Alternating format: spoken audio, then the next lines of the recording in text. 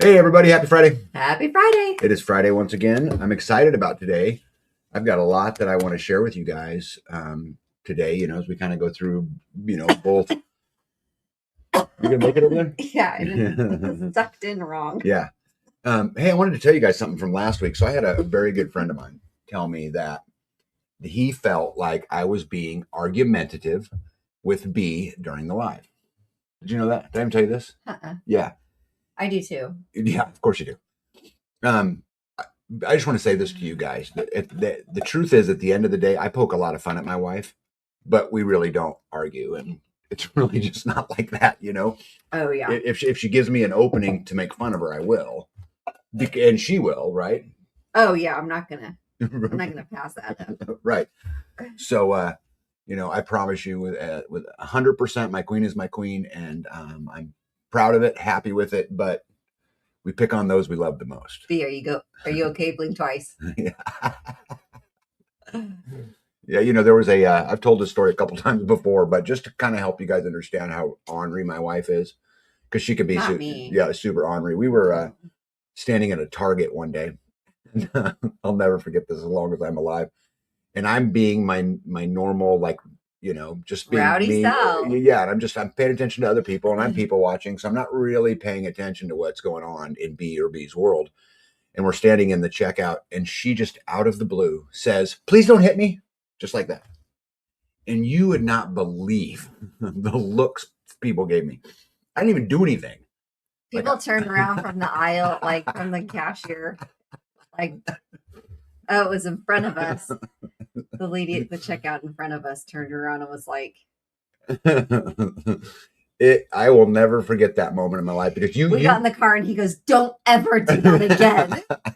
That was so embarrassing. And I was like, oh, that was pretty funny. Yeah. You know what's funny about that is I don't get caught off guard very easily. I'm pretty quick on my feet. Would you agree? I mean, yeah. I'm but I had no recourse. Well, yeah, it was. So it's funny. Yeah, it was funny, and I'll just never forget the look on all those people's faces, as they thought I was a spouse abuser or whatever. But you enjoyed it, right? I thought it was funny. Mm-hmm. Yeah, you think it's funny? Mm-hmm. Yeah. All right. Anyway, let's get some hellos in, huh? Helen from Helen Happy Harvest in the house. Good to see you. Kent says, as he always does, happy Friday, Tag and B, and fellow freedom fighter family. Welcome to another great evening, sharing together our regular scheduled unprogramming get together. Welcome in. Let's see here. Bessie Darling's in the house, as is Jane Marie. Hello, hello. Carrie Davis, good to see you. JCK, citizen broadcaster, the warrior herself, has joined us tonight. Good to see you. Howdy. Yep, I just sent you I found an interesting link about Brown County. I know it's not our county, but there was a lieutenant got arrested, a police lieutenant that got arrested up there for using his power beyond where he's supposed to use his power, and he threatened some people, and and they shut it down, which is super interesting to me because it's kind of happening everywhere. There was 2 deputies in southern Kansas this week that got arrested for using flock cameras for their own purposes. Flock cameras recording people's plates, for stalking hot chicks, for for following your wife, for your wife who you think is cheating on you, for whatever the reason is, right? To check up on somebody, awful. To spy on somebody. They could totally be like a stalker. Yes. A murderer. Yes, and it would tell you the patterns, when you drove by, at what time you drove by. There's a lot of stuff that it would give you, where you're going. They can get that information. Yes. That's just free to them. Well, you and I can't get the information. No, but police officers can just get that information. That's right. So all of those pictures we're going to talk about this later, are uploaded into a shared cloud, basically. And the FBI and Border Patrol and deputy sheriffs and all of them have access to it. But anyway, I love to see those kind of things. Squatchy, what is up, buddy? Nitos is in the house. Nitos, I'm hoping all is well with you. I had a incredible conversation with the CEO of a solar company for you, and I'm hoping that is all better, or at least headed in that direction. Live with Mike and Jen is in the house. I'll see you guys soon. Good to see you. Let's see here. Harry Kent Hempworth and the beautiful Paula is in the house. Good to see you. Let me put that quote up there. He says, Kent and Paula are in your audience and support this admonition. Is that right? Admonition. Remember the reasons and meaning for the 250th 7/4/26 Independence Day celebration and its abridged Constitution. Yeah, I'm actually going to give at the July Festival. I'm going to talk about that just a little bit because I think that's super, super important and to remember, why we're here. And, to everybody out in the audience, I don't know if you guys know this, but, we're the 1%. And people don't understand that. But Americans, we are literally the 1%. 99% of all people born to this world over all of time never experienced the freedom of speech, the freedom of press, the freedom of religion. Wow. 99% never seen the right to bear arms. That is so crazy to think about that. Or the right to petition your government. Jeez. 99% of population never had the legal protections against an unlegal search and seizure. And so we have to remember that, and it's worth fighting for. But are we going to be the generation that is known for giving it back? Yeah. Are we going to be the ones, right, to give away that 1% status? Are we really going to be the ones? So, Kent, I appreciate your talk. Greatest name on the internet? Half of Luffa. I tried to get you while you were drinking. I was trying. Apparently that didn't work. Yeah, Nito says a good hearty ribbing does no harm. Hubby and I do it all the time. I 100% agree. Yeah, let's see here. Beth Emily, hello. Parsons Road. Oh my goodness, welcome in. You guys, listen. Parsons Road, you got to go check them out on YouTube. They travel all over the place spreading the word. Absolute warriors. Go to their channel, subscribe to their channel, tell them Tag and B sent you. But go check it out. It's a really cool story. And what's interesting is I've been following them for a long time since we started our YouTube channel. I don't even really remember how we got connected. I've talked to them on the phone a couple times. Maybe it wasn't the phone, maybe it was the internet. But anyway, about maybe coming out here and playing some music here and some of those kind of things. But I do remember you saying something about that. Really cool people. And you got to go check out their story because it's, a story full of sacrifice. And I love that, right? Because freedom isn't free. And no matter what anybody says, and it's full of accountability, it's full of circumstance, it's full of all of those things. And anyway, Parsons Road, welcome in. Dana Green, hello. Mrs. Hacks, freest people I know are here. RN, welcome in. Mark Doak, Starla / welcome in. Thistle Creek, good to see you. Gypsy, the king himself, Jeff Juicy, Hefty Lefty, Amazon Mud Dogger, Slick Phyllis is in the house with us tonight. Nito said, I haven't heard a peep. We're still okay. Still down. All right. I will jump right back on that as soon as this live is over. Let's see here.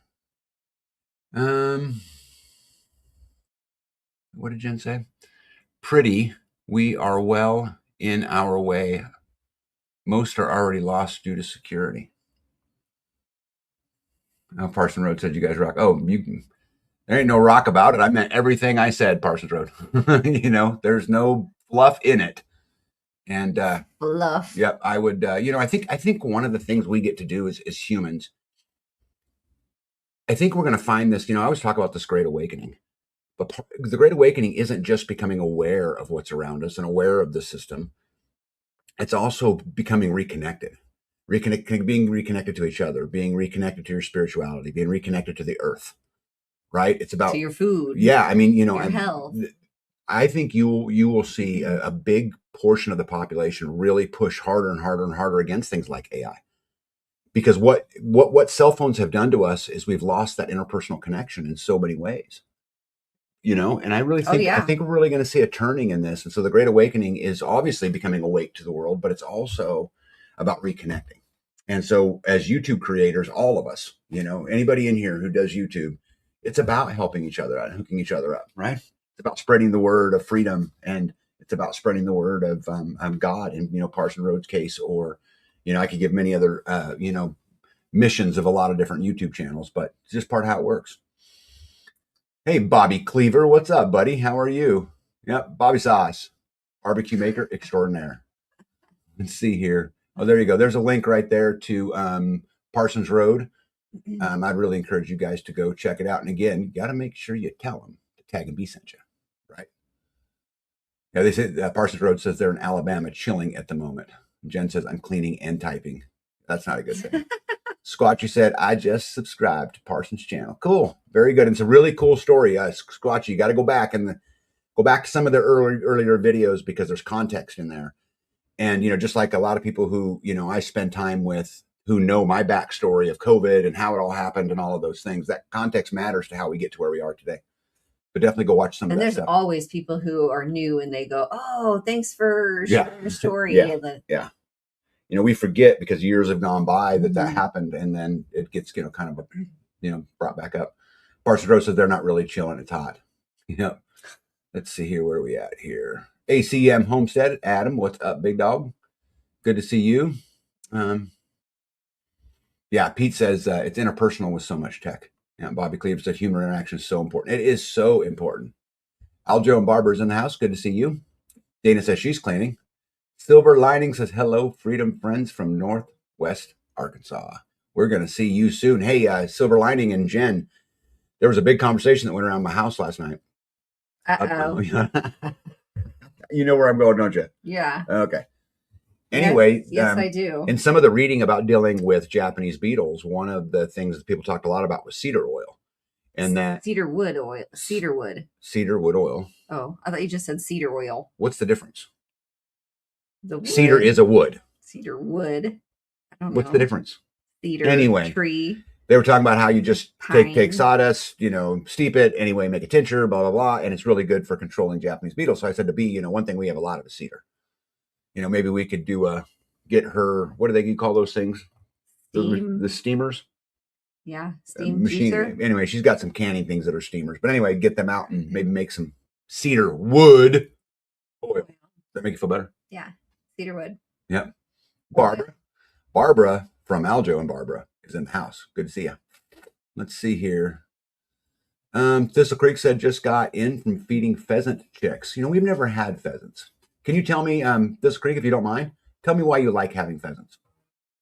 Besides they're completely gorgeous. You got to leave that one out because if it don't have a purpose, I don't want to do it, but I know they're beautiful. But anyway, conserve friends, welcome in. Good to see you. No life's complete without a pack rat. Pack rat is in the house. Yeah, Silver Lining said she can make cedar oil with wood, leaves, and a guy named Bart. Bart. That's what it says. I bet she means bark. What do you think? Yeah. Jules Jasper's in the house. Good to see you. Let's see here. Squatchy says, I have to garden net our figs to protect them from the beetles. Yeah, we sprayed some neem oil on some of our plants that were really getting hammered, and it had a great effect on them. It was weird. It made like I'm going to show you guys what we did, some of the traps and stuff, but it made them kind of, I hate to use this word, but retarded, right? They acted very different. Like you could walk up and just brush them off the plant and they'd fall into your bucket, and they had no fight left in them. They weren't flying out of the bucket once you knocked them into the bucket. They were a little slow. Yep.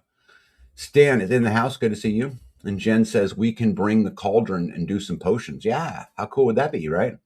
And Silver Lining confirms that it does include a guy named Bart. Bring him too. We need to get a Bart Simpson T-shirt for her. Just a bright yellow one. Yeah. So she has her guy named Bart. Squatch says I do have neem oil, but usually spray on the other fruit trees. Well, we did a bunch of reading because we built traps. Well, it was fruit trees originally, yeah, that we sprayed it on, right? Well, it was not just fruit trees. Bushes, couple of fruit bushes. That's true. Was still the fruit. Yeah, they seem to really like that. Nice and sweet. So we normally make these Japanese beetle traps, and they work really good. But there was a couple plants up in our food forest that were being hammered. I got a picture I'll show you guys later of what hammered looks like. And so we had to take care of it. So we just dropped everything we were doing and said, okay, we're dealing with this problem right now. And we did. And the impact is way less right at the moment. But we're early in that season too. So we'll see kind of what happens to all that. But anyway, for everybody, welcome in. And I'll keep up on the people as they come in. Jen says cats and cedar don't go well together, and the girls and cats don't either. So not a problem in your farm. That is right. And Conserve Friend says, oddly, no Japanese beetle or stink bugs here in Maryland yet. We didn't have any forever, and then all of a sudden, boom. Yeah. I mean, it really felt like they came on in a day or two, or whatever. We saw like one or two. Yeah. It was like, oh, we better start thinking about getting that out, and then like the next day was they were everywhere. And so A lot. we hung. How many traps did you hang up around your gardens and food 6. forest? 6. We put out 6 traps for them, in 5-gallon buckets, the way we do it. Squatchy says they're also called fig beetles. I did not know that. We're doing a little different this year because the lures that we got are slightly different from last year. Mhm. Yes, the lure is different. So we'll see the outcome. I took a picture of the lids that we made, Okay. so I can show that.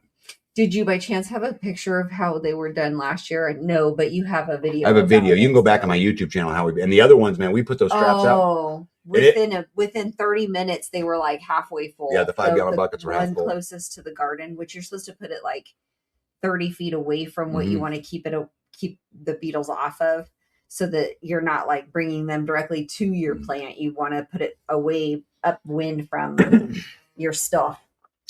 And Nito said when I was potting up plants, I brought back, there was one in there. It got squished.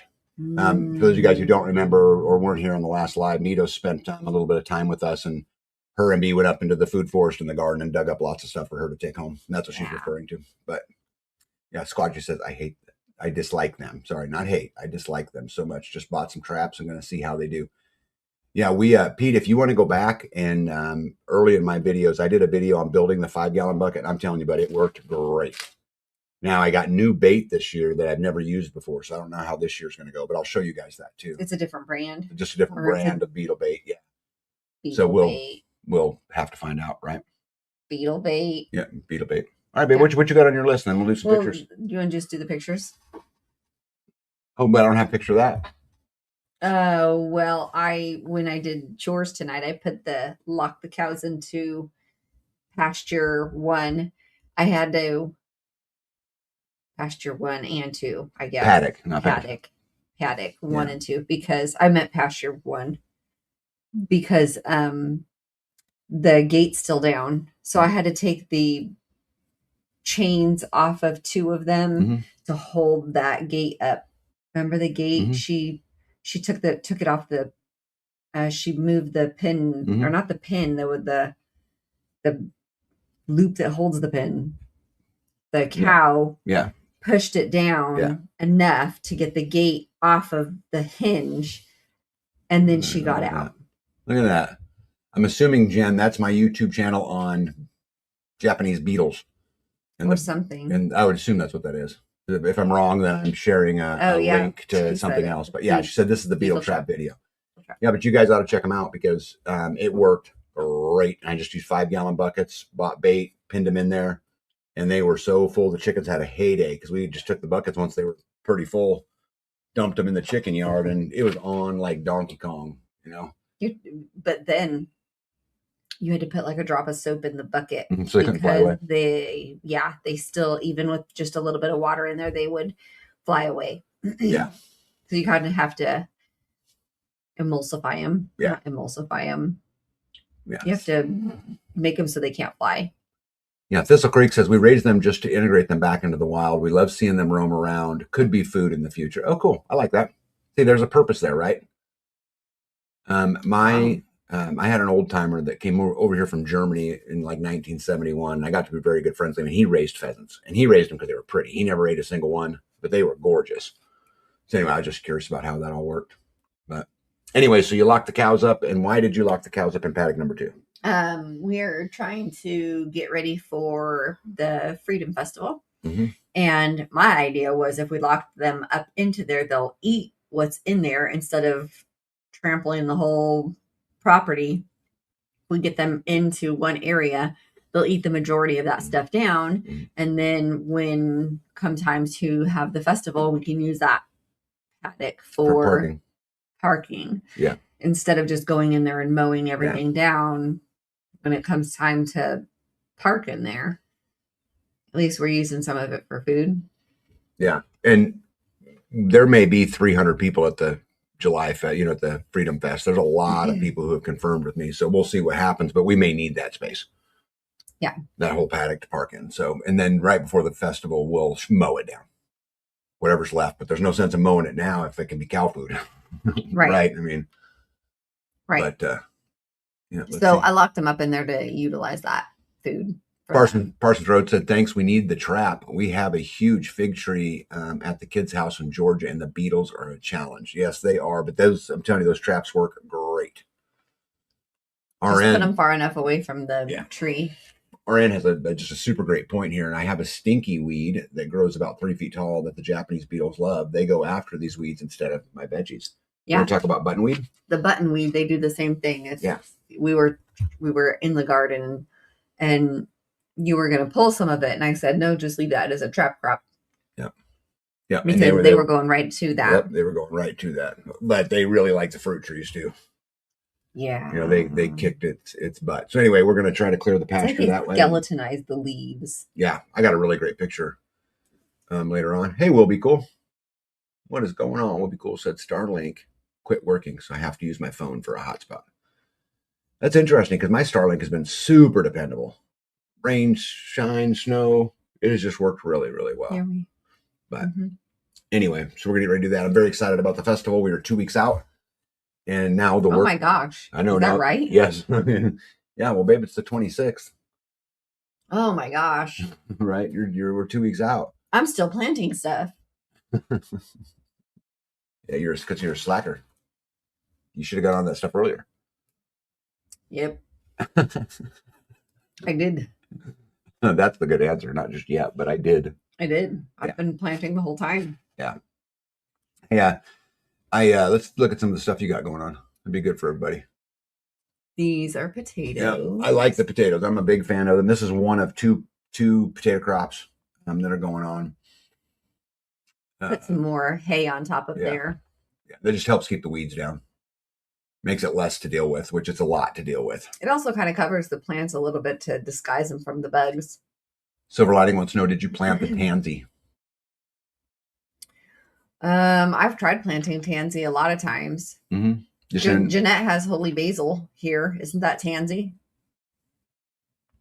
Right behind that first row of potatoes is a row of eggplant with holy basil. And Jen says, yeah, I was wondering how I misplaced Wednesday and Thursday this week. It's been busy. I agree. It's just the time of year, and you're racing to it. And, Bee's always got me in her ear saying garden like it matters. Right. And so that probably puts a lot of stress on. But, yeah, Squatchy says misplaced or displaced. Yeah, and Silver Lining says Tulsi is different. Okay. Yeah. But anyways, this is one potato crop. This is, I just like keeping track of it and showing you guys its growth. And it's doing really, really well. It has not been hammered by potato beetles this year. It's had some here and there. We've picked off several. Yeah, but has it not been like last year or the year before where they get, where it's a big issue? It seems to be pretty mild. We put a lot of basil and marigold and onion. What else? There's cilantro in this whole front row where the T-posts are, the white tops. That's all cilantro. If you can see the white flowers on top of that. Squatchy says, I just watched the video of your bucket and wow, I'm going to do that. It worked great. Mm-hmm. Jen says, all I know is I woke up at 4:30 a.m. and realized it was Friday. Yeah. Silver Lining says, I'm bringing more seeds and try to pull some to transplant. Yeah. You'll love that. And it's been a handful. And I want to say thank you to all the ladies of the community who have come over and helped, periodically through the process. But Bee's got her hands full. I mean, she's every single day this week. If you look around this place, she's in the garden, right? Or, mowing around it, doing weed. Yeah. So just tending to it. Yeah. Those are the sweet potatoes. Sweet potatoes. Yeah. They're coming along nicely, right? Yeah. Look nice. And catmint. Catmint's in there too? Catnip, I'm sorry. Is in there? Okay. Yeah, that's what that little bush is, right? See 1, okay, 2, 3. Oh, got it. And this is the other potatoes. They're not as big as the other ones I just showed you. Well, no, they are. We just put a bunch of hay on top of them. So what I'm interested to see is that by using the hay, does the potatoes then grow underneath the hay and not in the soil? Because we've done this with wood chips and that doesn't. But I'll be interested to see how that turns out. So there's new growth on them. We ought to be able to have a lot of potatoes this year, which would be great. What a important staple crop, right? Yeah, that'd be beautiful. Yep. Amen. I have no idea what that is. Oh my goodness, that is so blurry. That is the you send it to me. Yeah, the runner beans. Red. What is it called?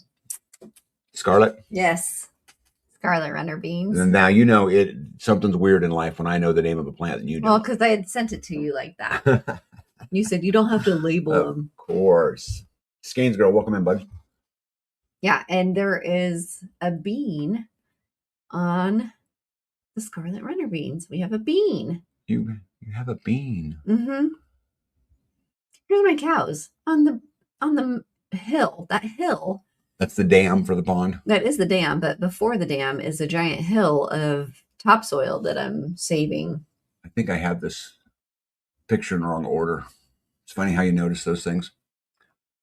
But anyway. And they're up on top of it. I thought that was funny. Yeah, they are living the ultimate cow life. They have full range. They eat all day long. Well, no, now you got them locked in because they have a job to do, right? Mm-hmm. But no more ice cream. They have to go and do their job. Yeah, like this one did its job. Awful. I saw from the window, from the back window, I was doing dishes and I looked out and I thought, oh my gosh, what is that? This was on the dam. Like, how far away was that? 300 feet. Oh, yeah. What's 600 to the community building? Yeah. I could see the white in the yard. I thought it was babies because it was kind of moving.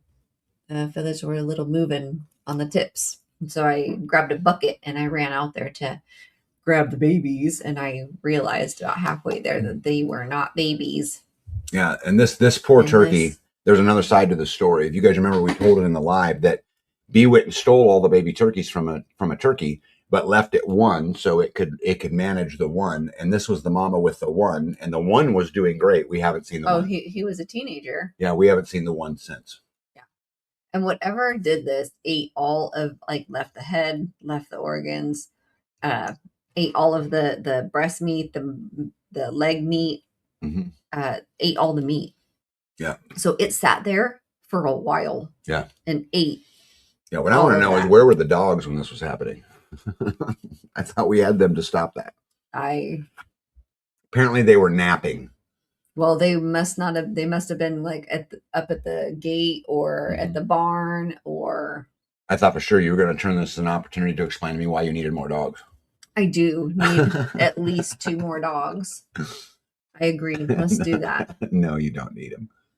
Yeah, anyway, we have to get them in 2s. Yeah, it's sad when that stuff happens, but guys, it's part of it. And if you're going to let your animals be as free as you can let them be and let them free roam, you're going to get these things, right? It will be more cool, dogs. Says Bobcat. Yeah, could be. Could be, because we've seen a pretty hardy, healthy bobcat running around here. Yeah. Yeah, very well could be. I have no idea. Yeah, it was sad, though. Oh, I hate it when it does that. These are I was going to show the progression over 3 weeks, but somehow my picture got turned. Let's just pretend I don't have that slide. So we have tomatoes and more tomatoes. Yep, so this is 3 weeks ago. This is 2 weeks ago. Gosh, why does it do that? Because you took it like one way or the other, right? You probably took it sideways or facing up. RN says dog. I don't know. I mean, I don't think our dogs would do it, but you know, when the cat's away, the mice play, right? So it's pretty hard to tell. All right, you can go back to explaining. We have blackberries coming on. So I'm harvesting blackberries for later use. We get enough, we can do something with them. Like this is enough for a dessert right now, but not enough for, you know, to preserve. So are you just going to freeze these and wait till you have enough to do something with? Or you can have them, you know, in one thing now. There's just like a pint. Yeah. Yeah. Yeah, Will Be Cool says dogs don't usually eat. They just kill, and usually more than one. Yeah, I mean, maybe it could be a coyote. Maybe it could be... I don't think it was our dogs, because I think if one of the dogs did it, the other one would fight over it. I think that I don't think the other one would stand for it. What's your little itty bitty plant right there? That's a watermelon. See it? I see it. I knew what the answer was. Trying to encourage you to explain it to these fine people what you got going on. Yeah. So we finally got a little watermelon popping up on a plant. Yeah. Stan says I have a dad, a mom, and 3 kit foxes in the neighborhood. Oh, that's all bad. Foxes are destructive. Yeah, you don't want that. No, they'll kill everything. But three, 4. That's 5. Mm-hmm. That's 5. Yeah. That's 5 mouths to feed. Yeah. Good luck, guy. Nito said, I haven't seen the raccoon that was terrorizing my chickens while I was gone. Been waiting with my bow and ready. I could totally see you out there with your bow, waiting for the sun to come up. You rascally rabbit. Yeah, that'd be funny. That would be funny. All right, what do you got there, babe? That is the holy basil and eggplant. Eggplant. And then you can see a little bit of the potatoes. Mm-hmm. This is the back of garden 1, right? Yeah, this is the very back.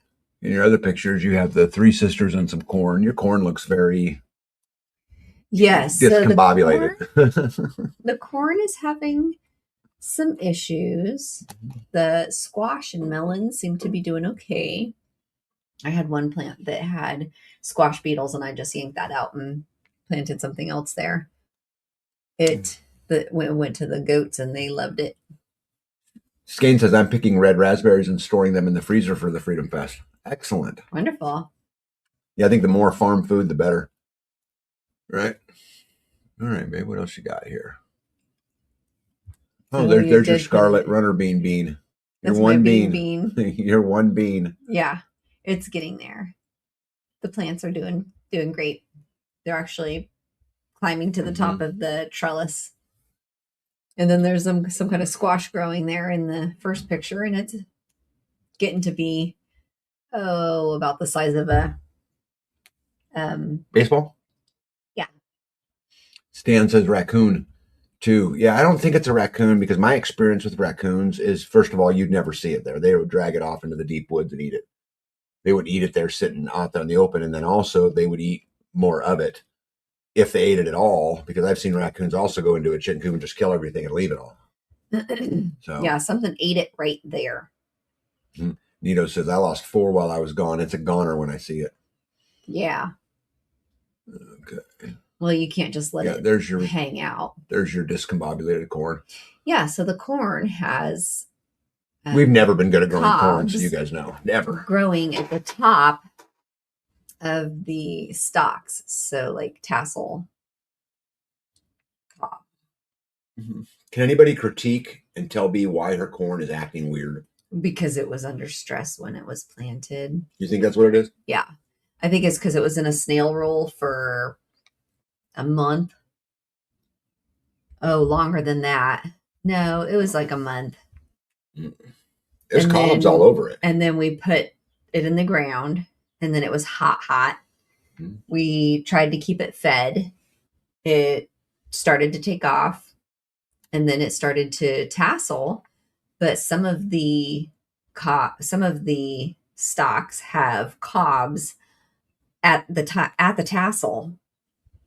I mean, here, right in the center of the picture on the left, the stalk has the cob right at the top, the tippy top. Which is weird. Yeah, it's called tassel cob or something like that. Yeah. So it's due to stress. And even this picture here, you can see where the tassel is. There's a corn kernel growing where the tassel is, which is... You got corn growing on the tassel. Yes. Corn kernels growing where the tassels are. I guarantee you there's somebody smart in the audience who will tell you what's going on with this. They're going to say, don't snail roll your corn. You think that's what they're going to say? Yeah, they're going to say it needs to be in the ground. It's doing great. I mean, it looks healthy. Yeah. The greenery. But it's discombobulated. They're sturdy. They're all different sizes. They're all, they're weird. Not uniformed in any way. They look all different. They haven't been sprayed. They haven't been, which reminds me, like you go out and you drive to the gas station right now. And around here, if your corn isn't, knee high by the 4th of July, you're stunted. So if you look out in the fields and the corn is just so uniform, there's no weeds. It's all the same color. There's no variation, all the same height. That stuff is modified somehow because there's, you get it out into a regular pasture where Mhm. you're not spraying anything.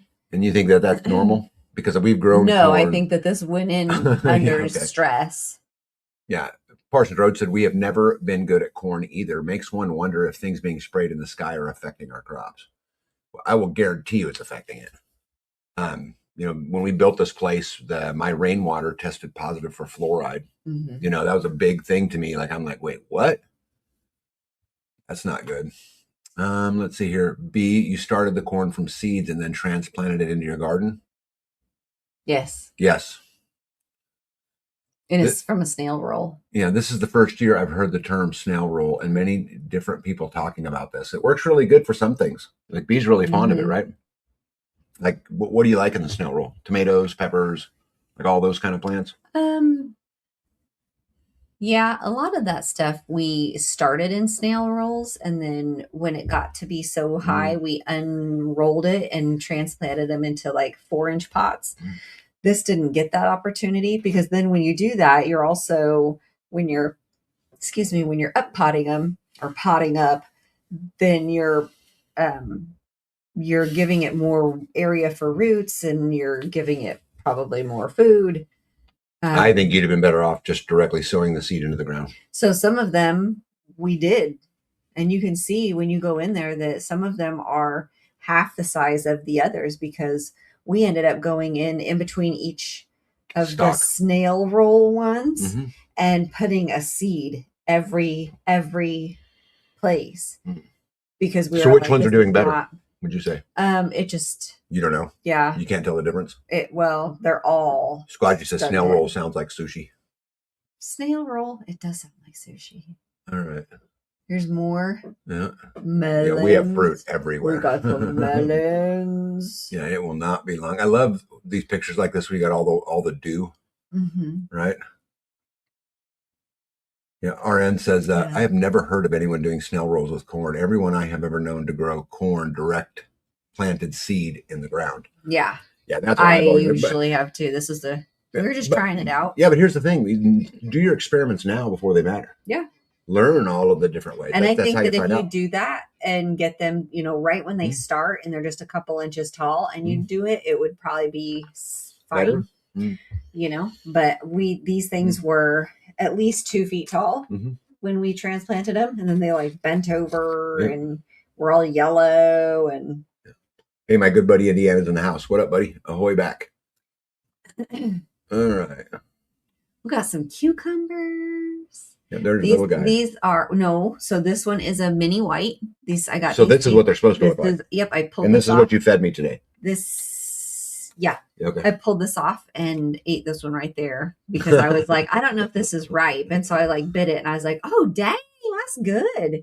So I ate the rest of that because it was already open, and then I found 4 more, which then I brought in for dinner. Got it. So these seeds I got from Les. She came over with who? Les, Elissa. Oh, okay, Les. They had I thought you said Les. I'm like Les. Les. She had little packs of heirloom seeds of different things, and so this was one of them. So this is the Les cucumber. Got it. We'll just change its name called permanently. A mini white. Cool. And these are. This, I was like, what on earth is that? So I had to Google that one. And it was a grapevine beetle. And this is on the cucumbers. A grape vine beetle. And it said that's not on the grapes. If you inspected your grapes, they eat grapevines. They usually don't do terrible damage. Unless you have an overabundance of them. And I'm like, well, I have an overabundance of all of this stuff, like the Japanese beetles, the cucumber beetles, the flea beetles. I was sorry, that was me. I moved. She's playing footsie with me under the table. I was moving my foot along his chair rail. I didn't realize your feet were there. Did you get embarrassed? So there's a lot of pests out there. We have a whole ecosystem going on for sure. Yeah, Nito said, I have had success with toilet paper rolls. Allow the corn to get started, and I transplant The whole cardboard and thing. all. That's a good idea because then you're not like scooping out the roots. Well, B, I would encourage you to continue to experiment. Try. Yeah. Because that's how you learn, and that's how you figure it all out. Is don't just take what the book says. You know, I mean, you were just saying the other day about how the internet said you can't plant tomatoes and peppers together. Is that right? They used to say don't plant them together. Now they say that you can. They used to say cucumbers and peppers, tomatoes and peppers. I guess don't plant anything with your peppers. Now they say it's okay. Don't know. They say don't plant cucumbers with them, but now you can plant tomatoes with them. Caffeine's bad for you. Eat margarine. Yeah, tobacco. Butter's bad for your heart. Marlboro Man. Then the first picture was the blackberries. I'll go back. That was those were supposed to go together with the other blackberry picture. This was the bushes. Oh, got it. So we 2 years ago, is that right? When did we do? Okay.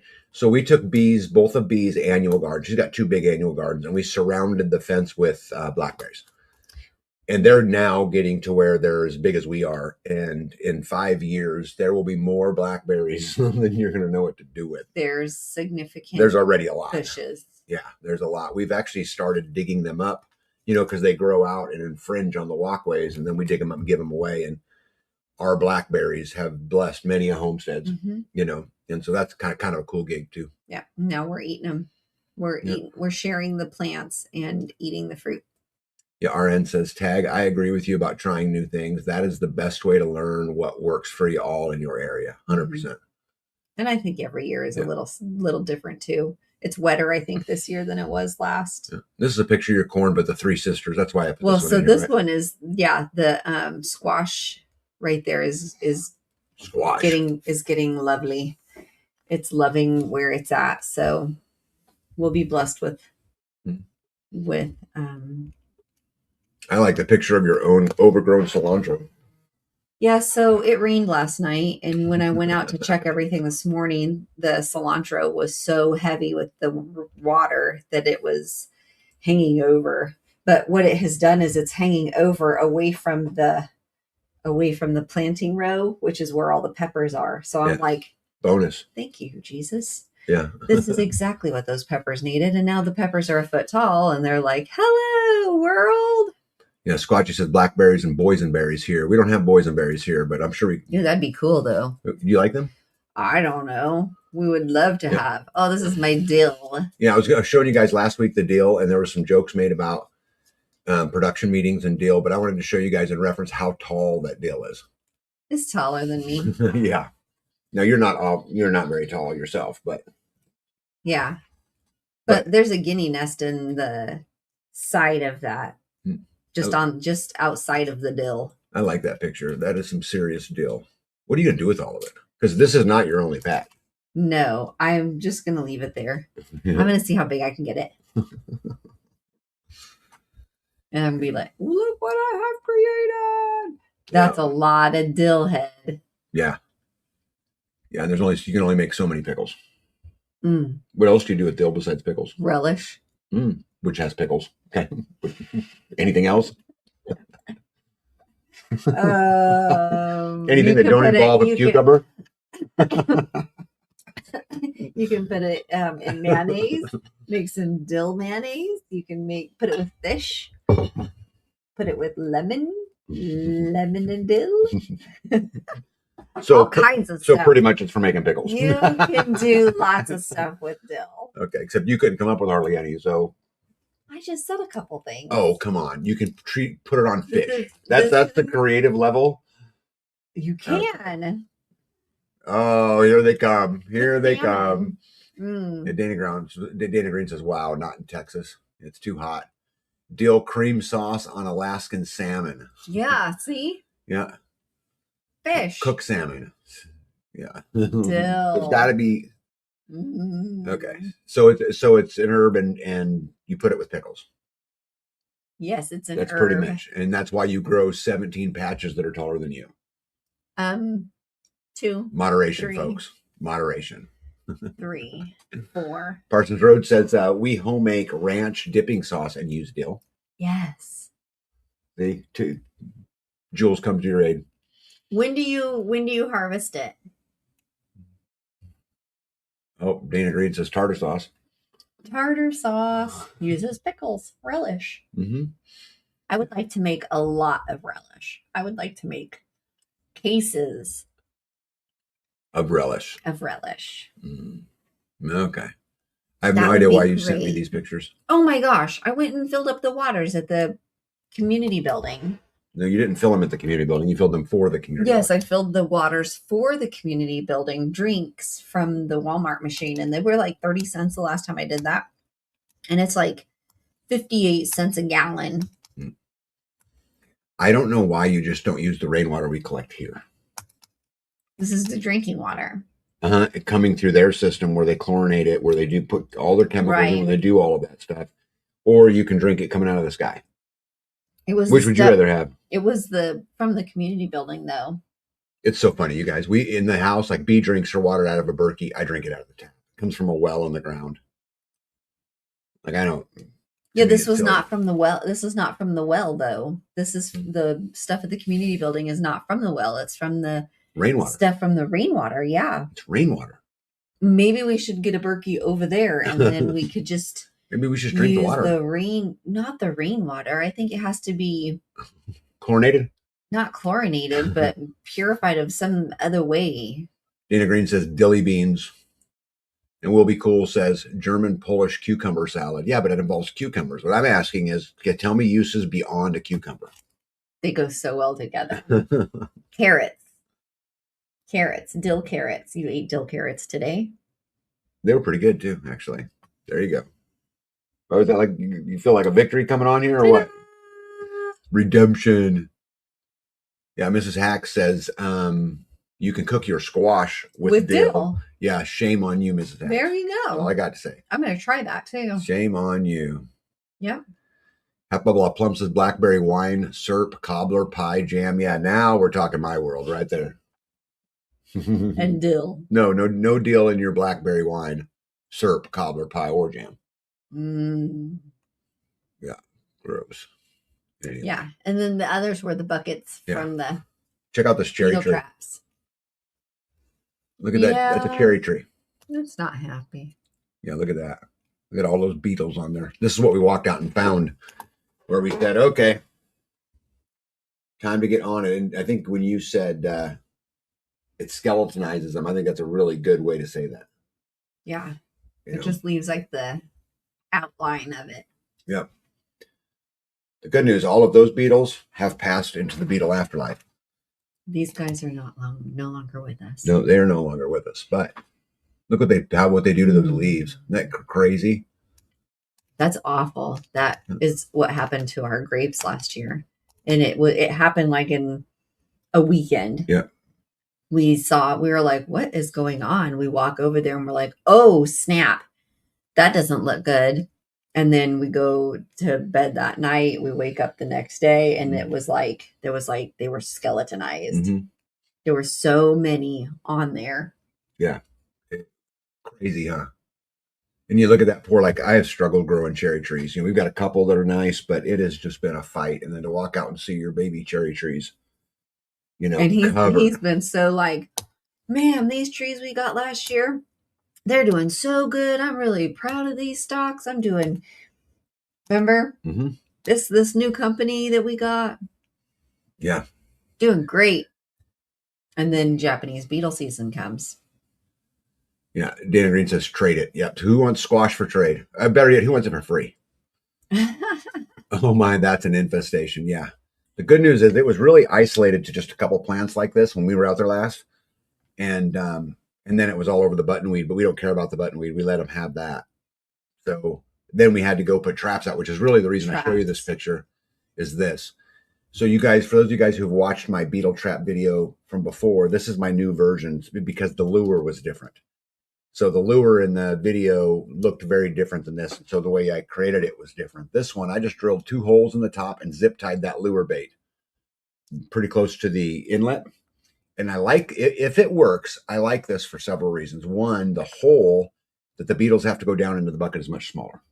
Because when you do the other traps, the hole's the size of an apple. Yes, but they go right in. They fall do. right Yeah. in. Well, we know the other one was successful. I've never had this type of lure. What I'm saying is the reasons why I like this better. The other thing is that lure is not exposed to the weather at all.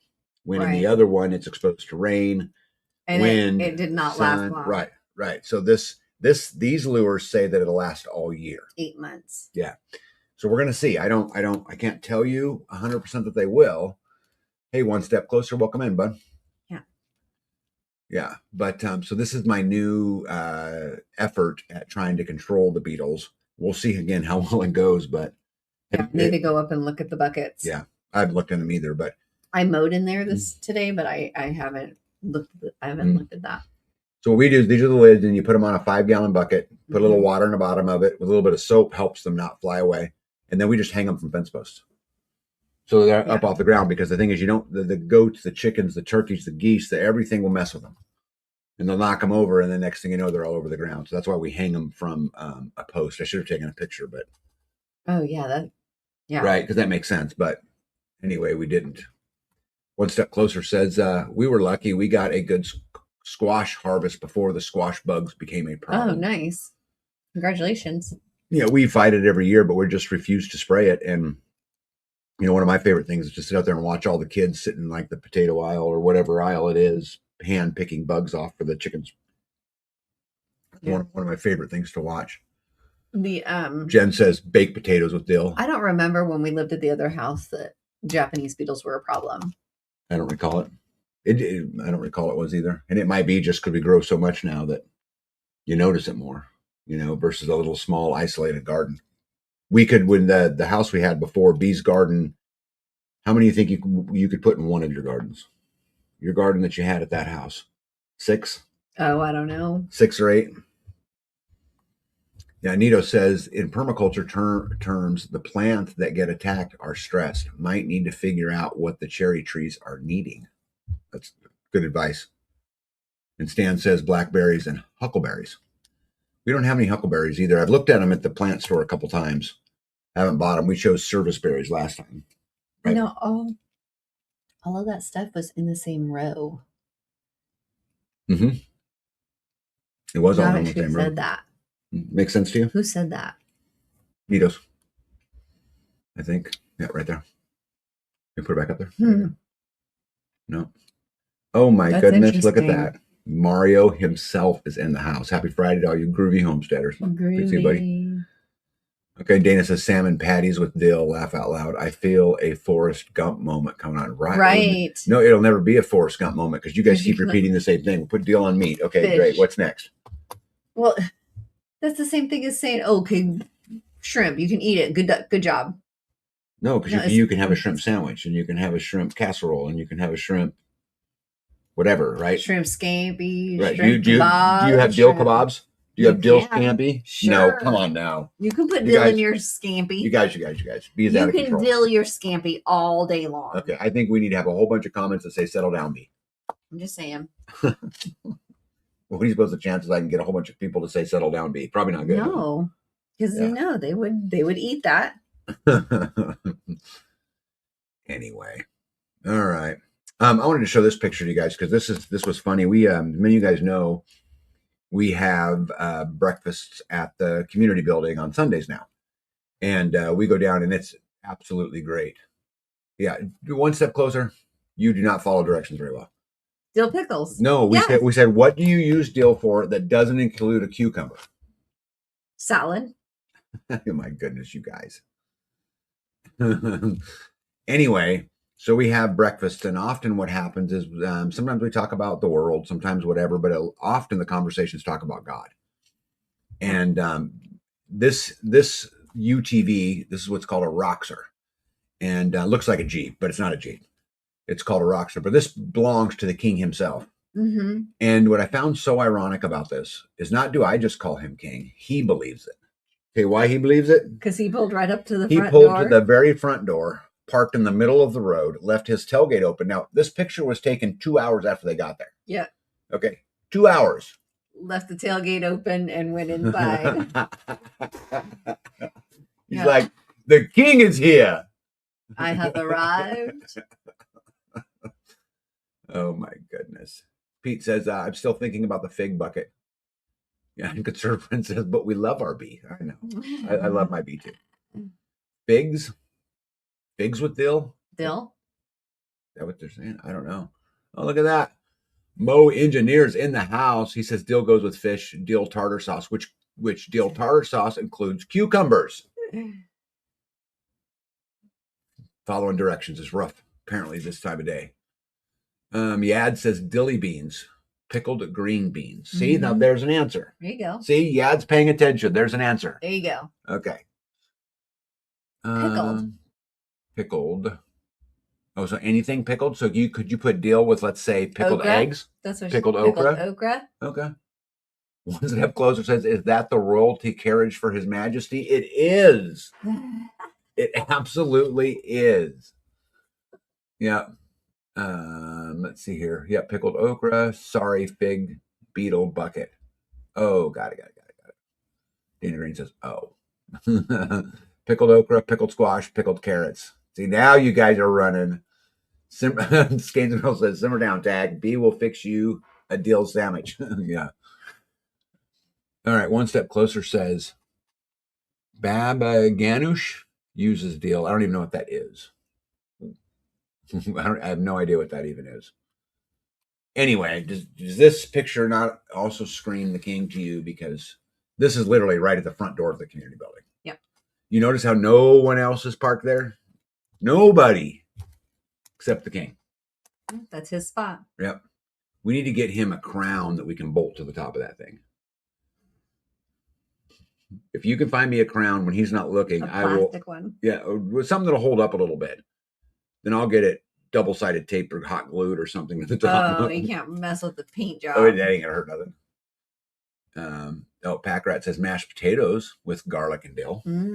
That sounds good. You guys are crazy. Anyway.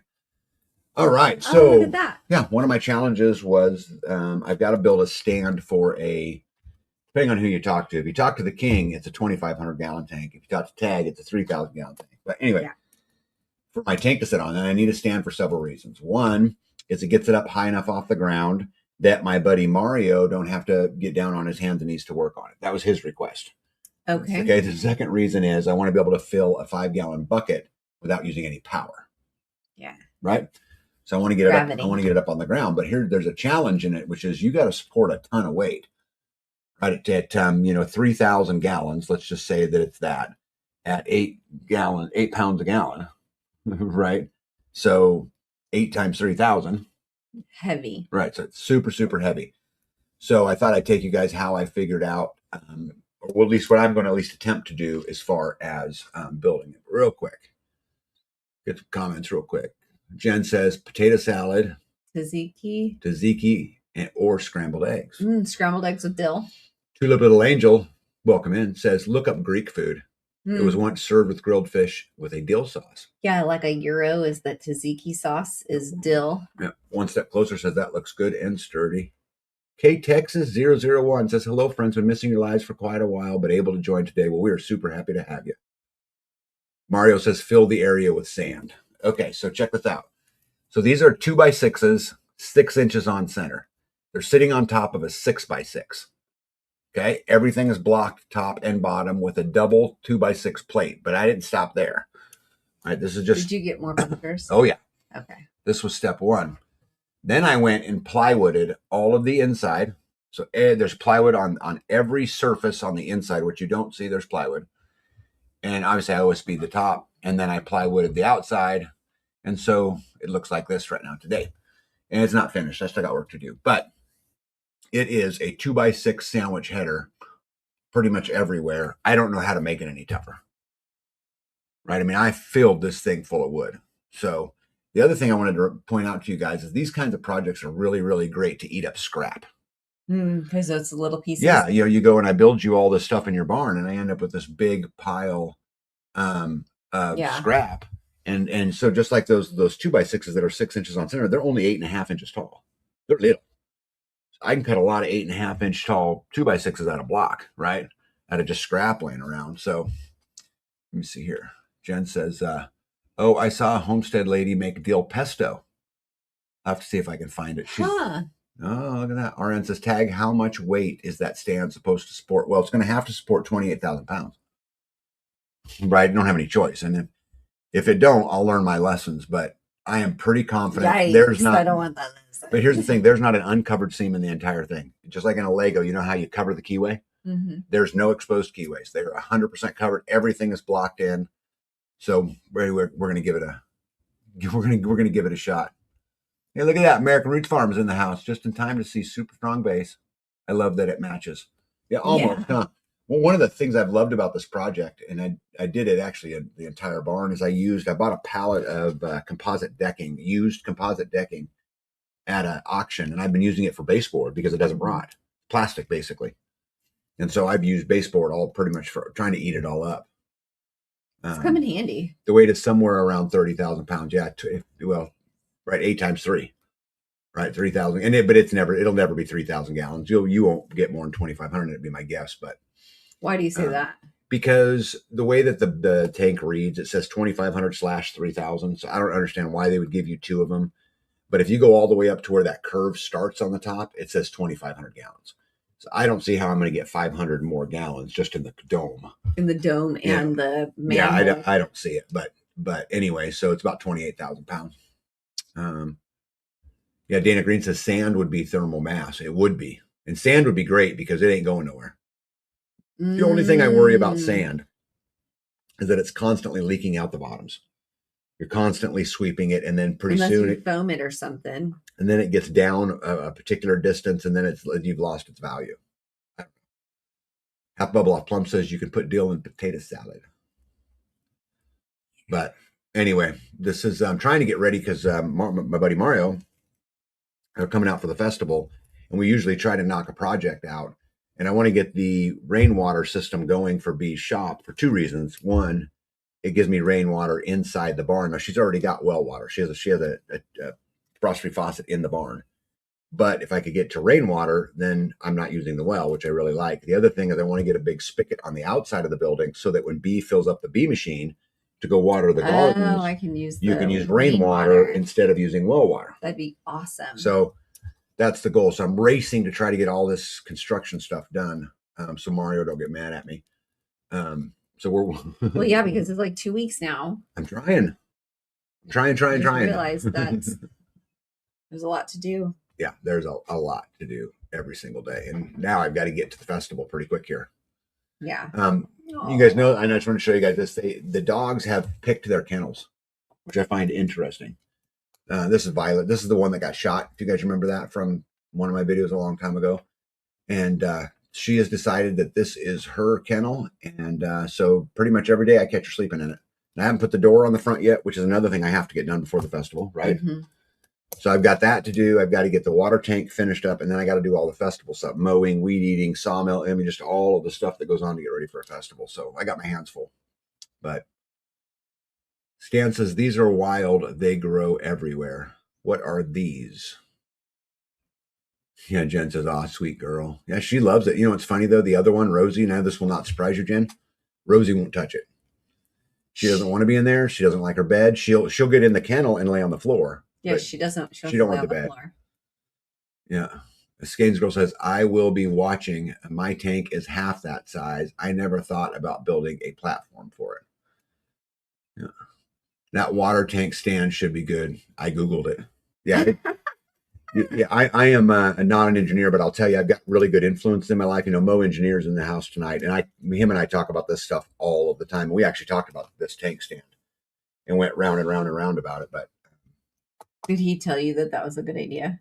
Mo don't really say it's not really how he does it. What he says is he wants to tell you the attributes and the benefits of each idea. Mm-hmm. Like, he don't really get into that's a dumb idea. Not usually. But we talk about all the different options. And, you know, he's a really good one to lean on for stuff like that because he's smart and he understands it, you know. But yeah, I don't know how to make it any tougher. I mean, I don't know how to do it other than fill it with concrete. That'd be heavy. Well, then you can't move it. See, that's the other part of this is we may decide at some point this is a new barn for you. You want the tank on the other side. I want to be able to move this thing around, right? I mean, so you're not bolting it down or anything. They don't need to be bolted down, babe. That stand, and then you put 28,000 pounds on top of it. You ain't budging it. Okay. You know, I mean, a mosquito is not going to be able to get through that seam. That's a lot of weight. What else? Oh, okay. I want to talk to you guys about solar real quick. I think I told you guys last week that I found a bulk buy on solar panels, and they're $57 a panel. These are brand new grade A panels. And the deal is that if I could get 380 of them spoken for, I could get them for $57 a piece. We're up to 500, and as of right now, 523 spoken for. There you go. But if I could get to 750 panels, I could get them at $47 a piece. And the reason why those numbers are different is freight. It all comes into trucking. And so I'm trying to push the best I can to try to get there, because at $57 a panel is a great deal. $47 a panel is an even better deal. Yeah. So anyway, we're still trying to battle through it. I want to cut it off pretty quick here before he grows tired of me and just sells them all. Right. Mm-hmm. But I'm trying to just deal it. So if any of you guys need any panels and want to get in on this deal, let me know. I'd be happy to get them. Now that price includes ship to my address. It does not include ship to somewhere else. Right. They will come here. Yeah, come get them. And then we'll have to make arrangements, somewhere else. But I'm still 100. Let me see. I'm 520, 620. So I'm still 200 panels away but when the average home, if they're going to build a solar system, buys, 30, 35, those kinds of things. Oh, look at Mario. Mario's such a trip. He says, we're not going to move it, Tag, once it's done. Move the what? Water tank. Oh. Yeah, one step closer says, what a fantastic deal. Yeah, it's a great deal. And they're grade A, brand new. Will be cool, said I wish I lived closer. But you can go and get them. Most of you guys know my email address. I'm sure a moderator would be happy to put it up there, and I'll share it with you guys. If you're interested, let me know. I'd be happy to do it. And the cool news is the more that I can get done, the cheaper it gets for everybody. Yeah. And I'm sure there's not a single person in our community that would be mad if the price went from 57 to 47. Right. Right. I wouldn't be mad. So what are we getting? Me and B are going to buy a pallet. Let's see here. Mario says he wants another pallet since he's already bringing the flatbed. Now, I'm going to write it down. Is that a confirmed Mario? Mario has to confirm on the live.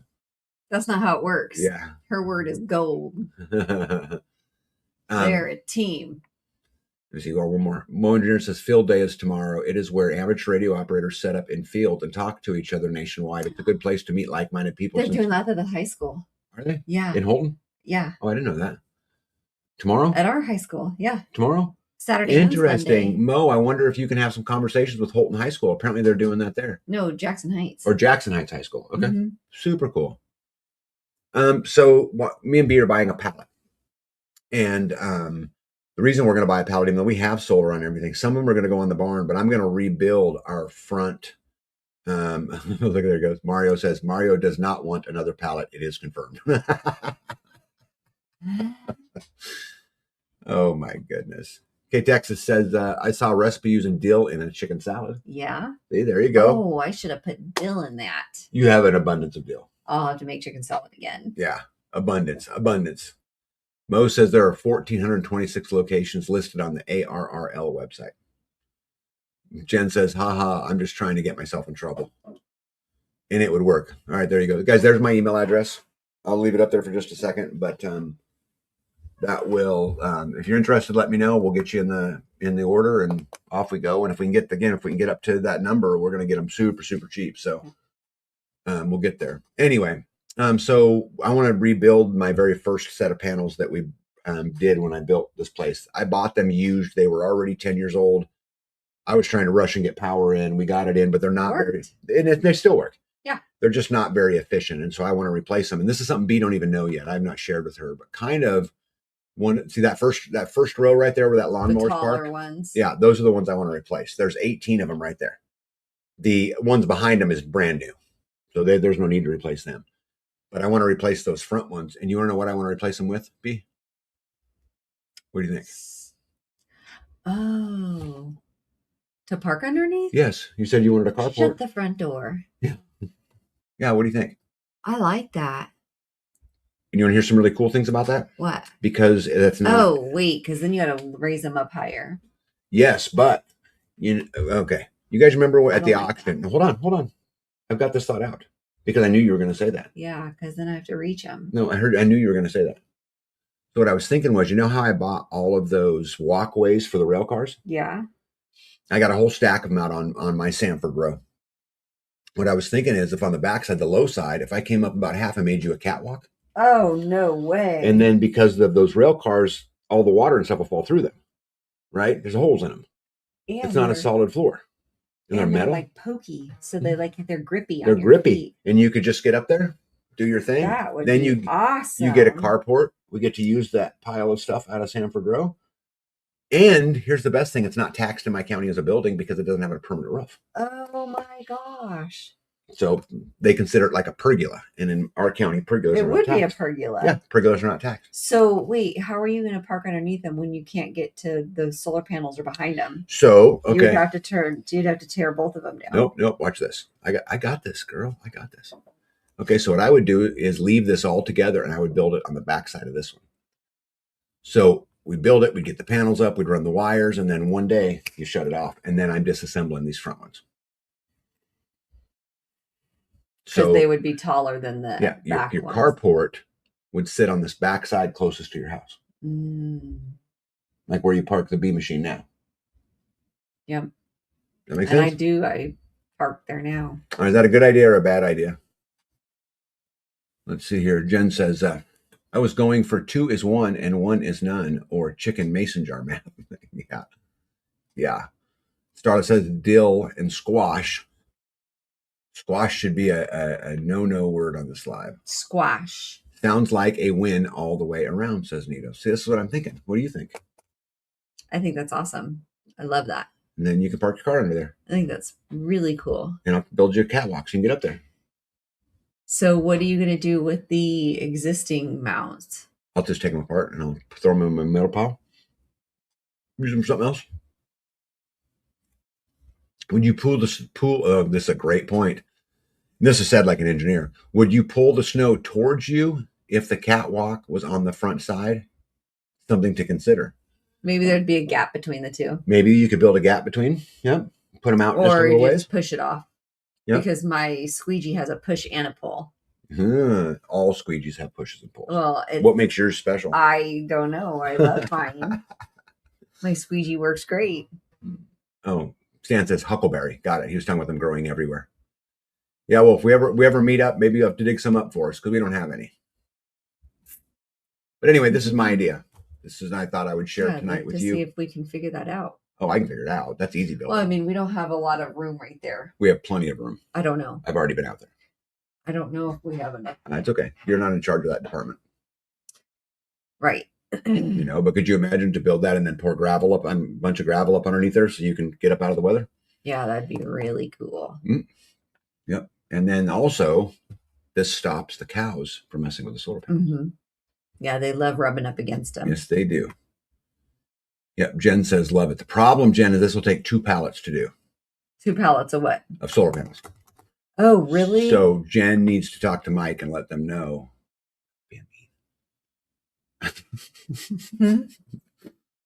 B, I love you. I was poking at Mario. Oh, I'm sitting here trying to count them. 1, 2. Oh my goodness. You could have just played along and been like, oh yeah, but that's the commitment we make. And if we want to be sustainable, we got to invest, and you could have had fun with me. We do. All true. Jen says no pressure. No pressure. Well, here's the good news, Jen. You don't have to know right now, but come early next week, I'm going to cut it off and we're going to order these things. So, all right. We have to get everybody's money in. I wanted to share with you guys a picture. So these were made. This was last week's sweets for the Sunday breakfast. Mm-hmm. Just from American Roots. She's just a fabulous cook. But she made these along with some other things. And this week on the menu, they're going to make chorizo casserole, right? Yep. Eggs Benedict casserole, and then some kind of sweets. To be determined. Yep. To be announced. And it's on Saturday or Sunday? You wouldn't push toward your vehicles. No, yeah, you wouldn't want to push the snow up over the top because it'd dump on your vehicles. I think your idea of making a gap between them, that you pull it and it just falls right in front. would be a great idea. Tag, how well do solar panels hold up to golf ball sized hail? So we've had hailstorms many a times here. I've yet to break a panel. I think golf ball, you might be all right. I think you get up into softball, you're probably screwed. But golf ball, I think you'd be fine. Does it matter the angle? Oh, like everything matters. If it's laying flatter, it's everything worse. Matters. If it's kind of higher up, it's but more you got to of a think ricochet. Kind of, honey, because you got to think of that panel. Let's say that panel's laying flat. Yeah. What direction is the hail coming in? Oh, yeah. Because it isn't falling straight down. So, I mean, you could actually tilt your panels, and then because of the storm, it's hitting directly on it. So it depends on all of those things. But panels are made to handle it, but to some level, right? Jen says we should make blackberry cobbler. I don't think we have enough blackberries yet because we're just now starting to harvest them. Maybe by July. I mean, no, they're talking about for the sweets for Sunday. Not for enough. There's 2 days from 20 something people or whatever. Right. Sure. So everyone's invited. Anybody wants to come? That's what it'll be for breakfast. We'll hang out. Is it on Saturday? Sunday morning, 9 a.m. at the community building. We'll be round 27 of breakfast and whatever conversation comes along with it. But they're turning out, I'll tell you guys, they're turning out to be a real blessing. And, I'm learning a lot. And there's been a lot of interesting conversations, We get a chance to talk about all the stuff going on in the world. That's great. Community and, faith. And there's so many things that are really interesting to me. Yeah. And just being able to stop for a second. The week goes by so fast. Just being able to stop and sit down and enjoy chit chat. Is that what you get out of it the most? Mm-hmm. Is it just the break for your week? Yeah. It's like a day off or a morning off? Yeah. Well, it's not really a morning off because I'm still working it, but it's just a time to be able to talk to people because a lot of time when I'm working, I'm either by myself or we're hauling hay and we're trying to breathe. So there's not much talking then either. Mm-hmm. So we're like in passing. Yeah, last week there was a time where the boys were sitting out on the picnic tables out in front of the community building, chit-chatting about whatever we were chit-chatting. And I walked inside and all the girls were in lawn chairs in a big semicircle, and you guys were talking about other things, huh? Oh, when was that? Was that Sunday? Mm-hmm. You guys were all kind of in a circle, I love that. Yeah, Half Bubble Off Plum says, great idea, multiple use. Let's see here. B, if you run out of freezer space and need to freeze squash, you can pre-cook it in the oven or stewed and cool it and freeze it, and it will take up a lot less freezer space. We don't need to be freezer spacing squash. Well, you never know what we need to eat. Maybe a time when we're all you guys and your great ideas.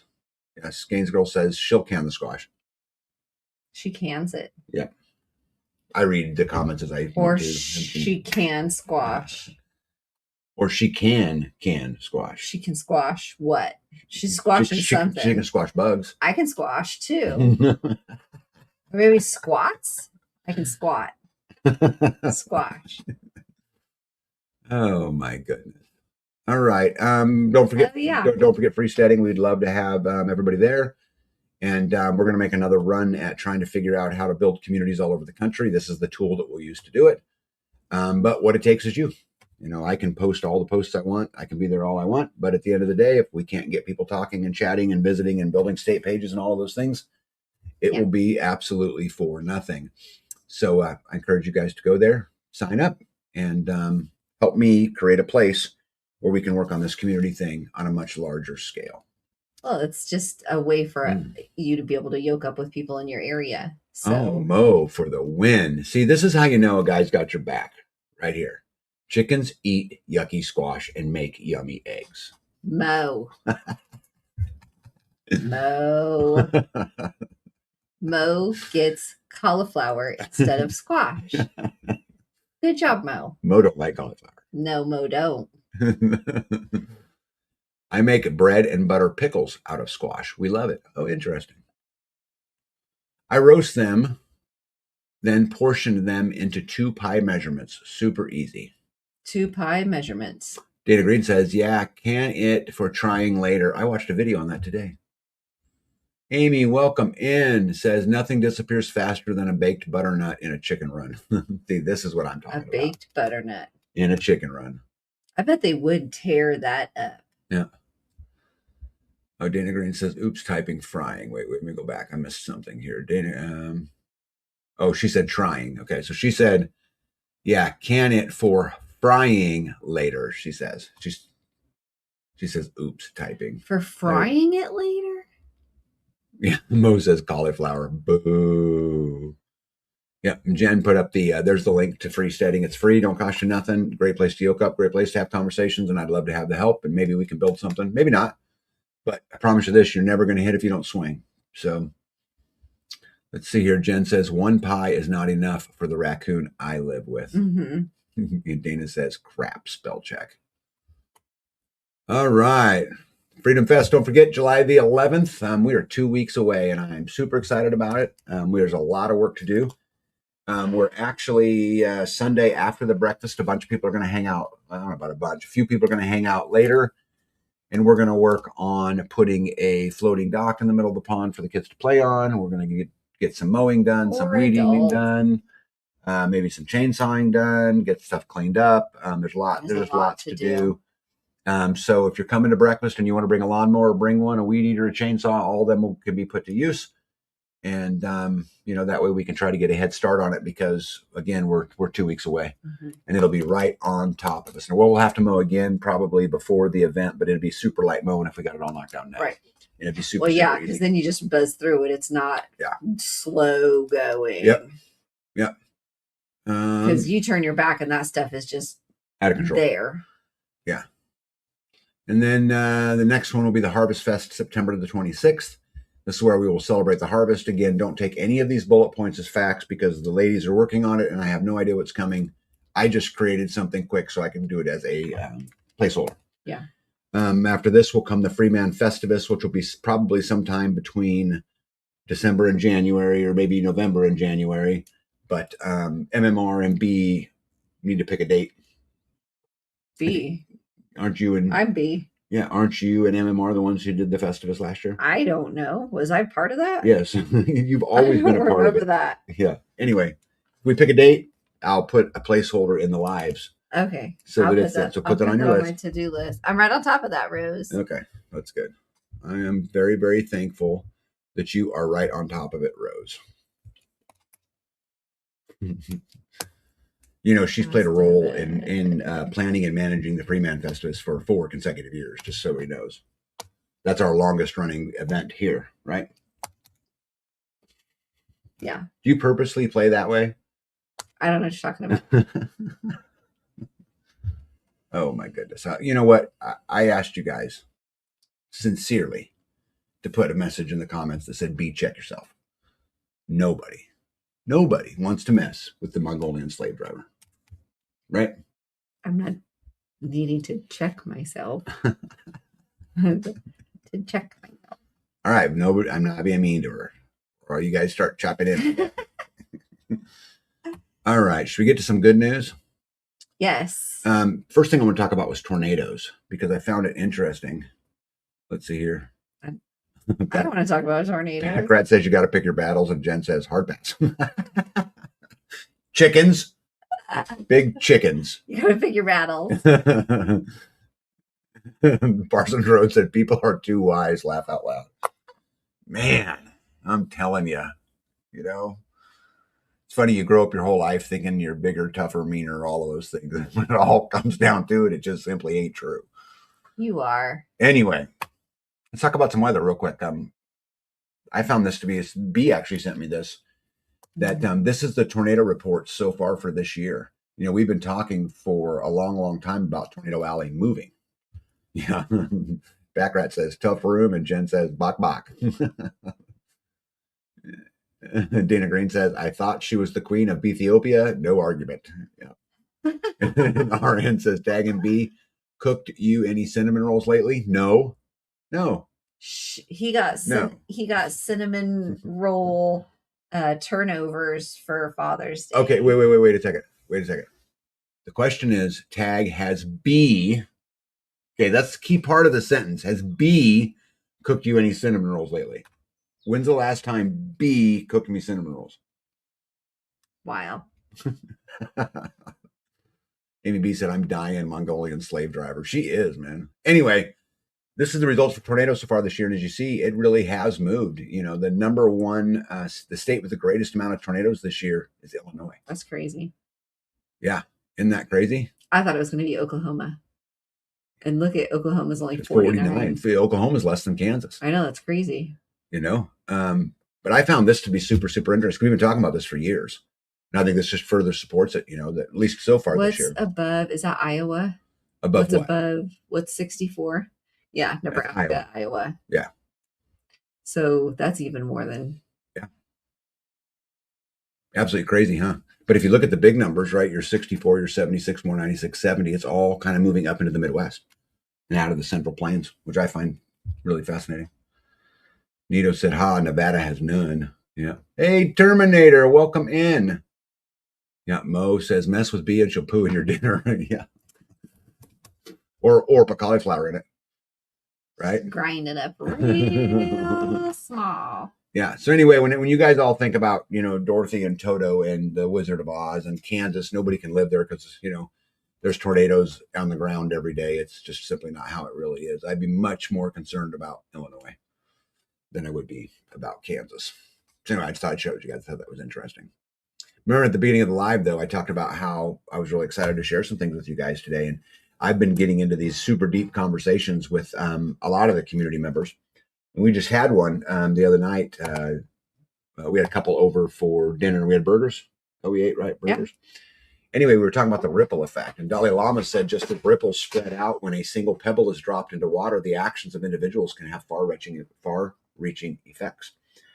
And it really got me thinking about, you know, maybe one of the ways that we can combat the deep state, that we can combat this global takeover is by being kind to each other, right? And by reinstalling the faith in humanity.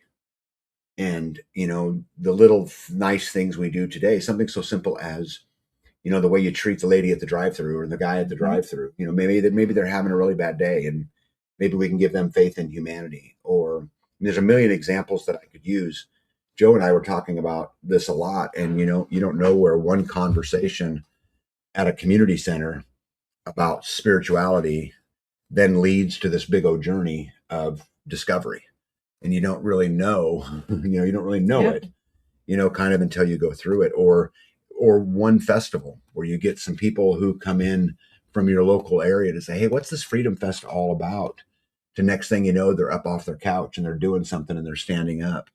And they're, you know, like we talked about earlier about we are the 1%, and they're the ones, you know, standing up, helping to protect it. And so this is actually going on in our world a little bit right now. But first, Terminator says, tag, my son's boss just cleared my land and is digging me a pond and completely redoing everything and helping us rebuild our new barns. What a blessing. Nice. All those prayers paid off, huh? Yeah. David says, check myself before I wreck myself. You know, welcome in, David. Smart guy. And welcome. Yeah, will be cool. Says we got a tornado in Wiggins about 10 miles north, and it flooded almost everywhere around here too. Yeah, Amy said I talked to a patient about their benefits of cayenne last winter and was shocked this spring running into him buying pepper plants. He remembered what I said. This is the ripple effect. Yeah. Right. It's these little things that we can do, and they're really, you know, statements to how do we reinstall faith in humanity. I watched a video earlier today while I was building the live, and it was a lady on a homestead, but I don't remember the name of what she was talking about. Is people are just really, you know, kind of checking out, and they're not paying attention. You know, they're losing interest in everything, I think is the word she said. People are just beginning to lose interest. Interest in what? In the cell phones and keeping up with the Joneses and some college degree and the system. Yeah. The process. Yeah. That, you know, that we use to make us feel better, and instead are pulling away and in an effort to try to reconnect. You know, if you put your cell phone down at the dinner table, it's a lot easier to reconnect with your family. Right. Right. And, you know, your community. Or nature, or your dog, or whatever. Or whatever it is. Yeah. G-Dog says, need to focus on the positive pebbles, not the ones from 2 years ago from AI that told people to eat glue and pebbles. Well, that's discernment, right? You got to know the difference. Let's see here. The new hotness is having a flip phone. Yeah, but is it a smart flip phone? Right. The problem is we are throwing pebbles, and many others are throwing stones. No, I think it's the unflip, the flip phone, like Joel. Mm-hmm. His old flip phone. style. That's Yeah. the new thing. Yeah, but are they smart and they're just in a flip phone package, or are they dumb phones? Oh, I think they're like your mom's phone where you have to go A, B, C, Yeah. A, T. Yeah, You that know. would be tiring. I think what Mo said is right. The problem is we're throwing pebbles and many others are throwing stones, and that's true. But the more and more people that throw those pebbles, Mo, the more it equals out to be that big stone. And I think the more the people that wake up, the more people that lose interest of it all and work to, maybe be reconnected. Maybe we can fight the whole system simply by, I don't know that we can beat it all, but maybe we can fight it all by just being good people, by reinstalling, reinstituting faith, and not just faith, reinstituting humanity. Guys, I promise you, most of the people you meet in the world today are great people. The great people far outnumber bad people, in my opinion. It's not even close. They're just quiet. Yeah. They're just trying to pay their bills and just trying to do their thing. They want to be left alone. They don't want to be called racist or a bigot.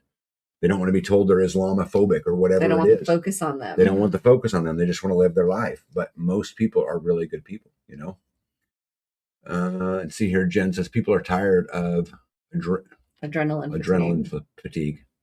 Adrenal fatigue. Yep. So I found something interesting. There's a reason why I bring this all up. Did you guys see all of these people going to social media from all over the world that are attending the World Cup soccer here in America? Have you watched any of these? Amazing to me. There is video after video after video after video after video of foreigners saying, hey, wait a second, America is not at all what they made it out to be. Because what they know of America is what they learn from their media. Okay, which is what? Which is we're gluttony and we're selfish and we're prideful and we're these big predators and we're all of these things, and America's a bad place and it's crime ridden and it's all of these things. And so all these people who have come to the World Cup are saying, wait a second. This isn't true at all. There's some of the nicest people in the world live in America. Huh. I seen a video of some English people who were leaving to go back to England from Texas. They were down in Texas watching the World Cup. And these people that they hung out with there waited for them on horseback and raced them down the road as they were leaving. And flying this gigantic American flag. What a better way to say, hey, this is America, than send them off like that. And those people were getting all emotional. It was just really, really cool. But people all over the world are saying, hey, listen, this is great. And it really got me thinking a lot today about, I bitch about, my government all the time, and I bitch about the country all the time, but there's so much worth standing up for. Oh, absolutely. Right. I mean, again, 99% of people will never know the right to free speech. They'll never know the right to freedom of press or freedom of religion. They'll never have the right to, address their government, to bear arms. They'll never have protection against illegal search and seizure. They'll never have these things. And so I think sometimes we got to step back from all of the negative and the perspective, because just as these people in England and all of these places are being fed from the media a perspective. Oh, absolutely. And then they come here and say, wait a second, maybe that perspective is wrong. We need to also look for the good. I'm not suggesting everything is great. What I'm saying is we can look for the good more. And even if it's not there, isn't it such a healthier way to live? Yeah. And so much more productive, way to live. Amy B says, nature is better than any social media. I agree. David says, I'm still going from that one conversation you had with Derek Bros over a couple years ago. I don't even remember what we talked about. David, to be honest, I've been on so many podcasts in my life, I don't even know, but I hope you're going on it in a positive way. Is that a good thing?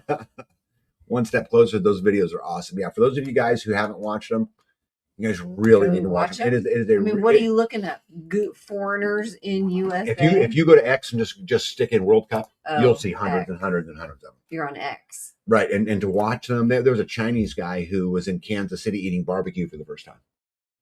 Right. And he liked it. Oh my gosh. It was just incredible. Conserve Friend says, I heard 2 well-known homesteaders on YouTube talk about how homesteading interest is increasing again. I buy that. But is it really an interest in homesteading, or is it more of an interest in losing interest in the system because the systems you can't win at anymore? And people just searching for something. So it'd probably be more of an interest in homesteading because you were going to try to do it yourself. You're going to start somewhere. I think it's an interest in there's got to be something else. What are my options? Oh, there's homesteaders. That makes sense. Let's try that. Am I that? Yeah. You have to meet people where they are with kindness. I love that. I can't tell you how many people that I come in and out of this community, or even people who move here who, their struggles, and it's because we all come from this programmed society, and you're trying to figure out how you've been doing it alone for all these years. Oh, wait, now I'm going to do it with a community. Yeah. And it creates all these issues. But I think if we have a pure heart and we go at it with a pure heart and we try to love hard, these are your words. Mm-hmm. And don't lose focus. Mm-hmm. Don't lose sight of the goal, because mm-hmm. I think that you can get sidetracked in the right now. Mm-hmm. And I feel like this and I don't need you. And so that you can put up walls and isolate yourself mm-hmm. from really good things, possibly. Well, and from really great relationships. Really good things, yeah. Yeah, yeah. Carrie Davis says, it's the government, not the people. Well, yeah, and this was such a great reminder to me, because these people are like, wait a second. I'm going to share with you guys some of the things they said, but I just hope they don't change their minds when the Olympics are in California. They won't. And they won't, because one thing we know about Trump is image matters. Mm-hmm. Right? And many of these people who came to the World Cup were talking about America knows how to throw a party. One step closer said, I love watching all the tourists falling in love with barbecue. Yeah. Yeah. There's a lot of them. There's a lot of them. It's all that sugar. We met a lady 2 days ago talking about going to KC for it, and I had no idea what she was talking about. Yeah, it's the World Cup soccer, Jen. Yeah. Next slide here. So these are the 10 things that came up the most I thought I would share with you. And this is why perception is, and perspective is such an interesting thing. What was said a lot is that women walking around alone. What about it? It was unusual for these people. That there were women walking around alone? No one was being harassed in the streets. The women walking around alone. We take these things for granted. Mm-hmm. You go to the store by yourself. Yeah. And that's crazy. Yeah. The other thing they said is that it was clean. Would any of you guys consider America to be clean? No. Because I wouldn't. Especially New York. Yeah. I mean, where were they at? Yeah. The third one was ranch dressing. Oh, good grief. I didn't know you didn't get ranch dressing in. Not the same. But it's not the same. The other one was food portions. They were talking about, like, this one guy walks out of a store with a medium soda, and he's like, this is a medium? My family would drink on this for a week. I thought that was just super, super cool. Lots of conversations about freedom. One of the things, there was a South African guy, which I found was watching. It was super neat. He was like walking around a Walmart. You know how Walmart has a, like a garden center, and outside there's bags of mulch and there's bricks and there's plants. He's like, in South Africa, this would be gone.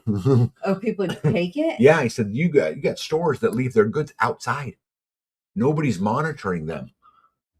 This is not what we learned of America. We were told America was full of crime. Wow. And that's really not what's happening. I found that perspective to be interesting, especially someone coming from South Africa. Many of them said the people are super nice. Yeah. This is what we were talking about earlier, about how most people are good. And if we choose to look for the good, maybe we can find it. Yeah. Instead of just assuming, right. Instead of just thinking it's all bad. Right. The other one was air conditioning. I know you take for granted, right? That everybody has air conditioning. There was air conditioning everywhere they went. Yeah, well, and a lot of these people were saying that where they come from, air conditioning is kind of set aside for the rich. Like, it's not very common. When here, the poorest people have air conditioning in most cases. Not. I don't want to discredit because people who don't, but the vast majority of people have some type of air conditioning, right? Yeah. In America. The Second Amendment, a lot of them went on saying that was crazy that people be just walking around with a gun on their hip. And this was actually a story in Texas. And that there's no crime, and that there's no, it wasn't a problem. And I wonder if that made them feel uncomfortable. Probably right away it did. People walking around with guns on their hips. I bet it did.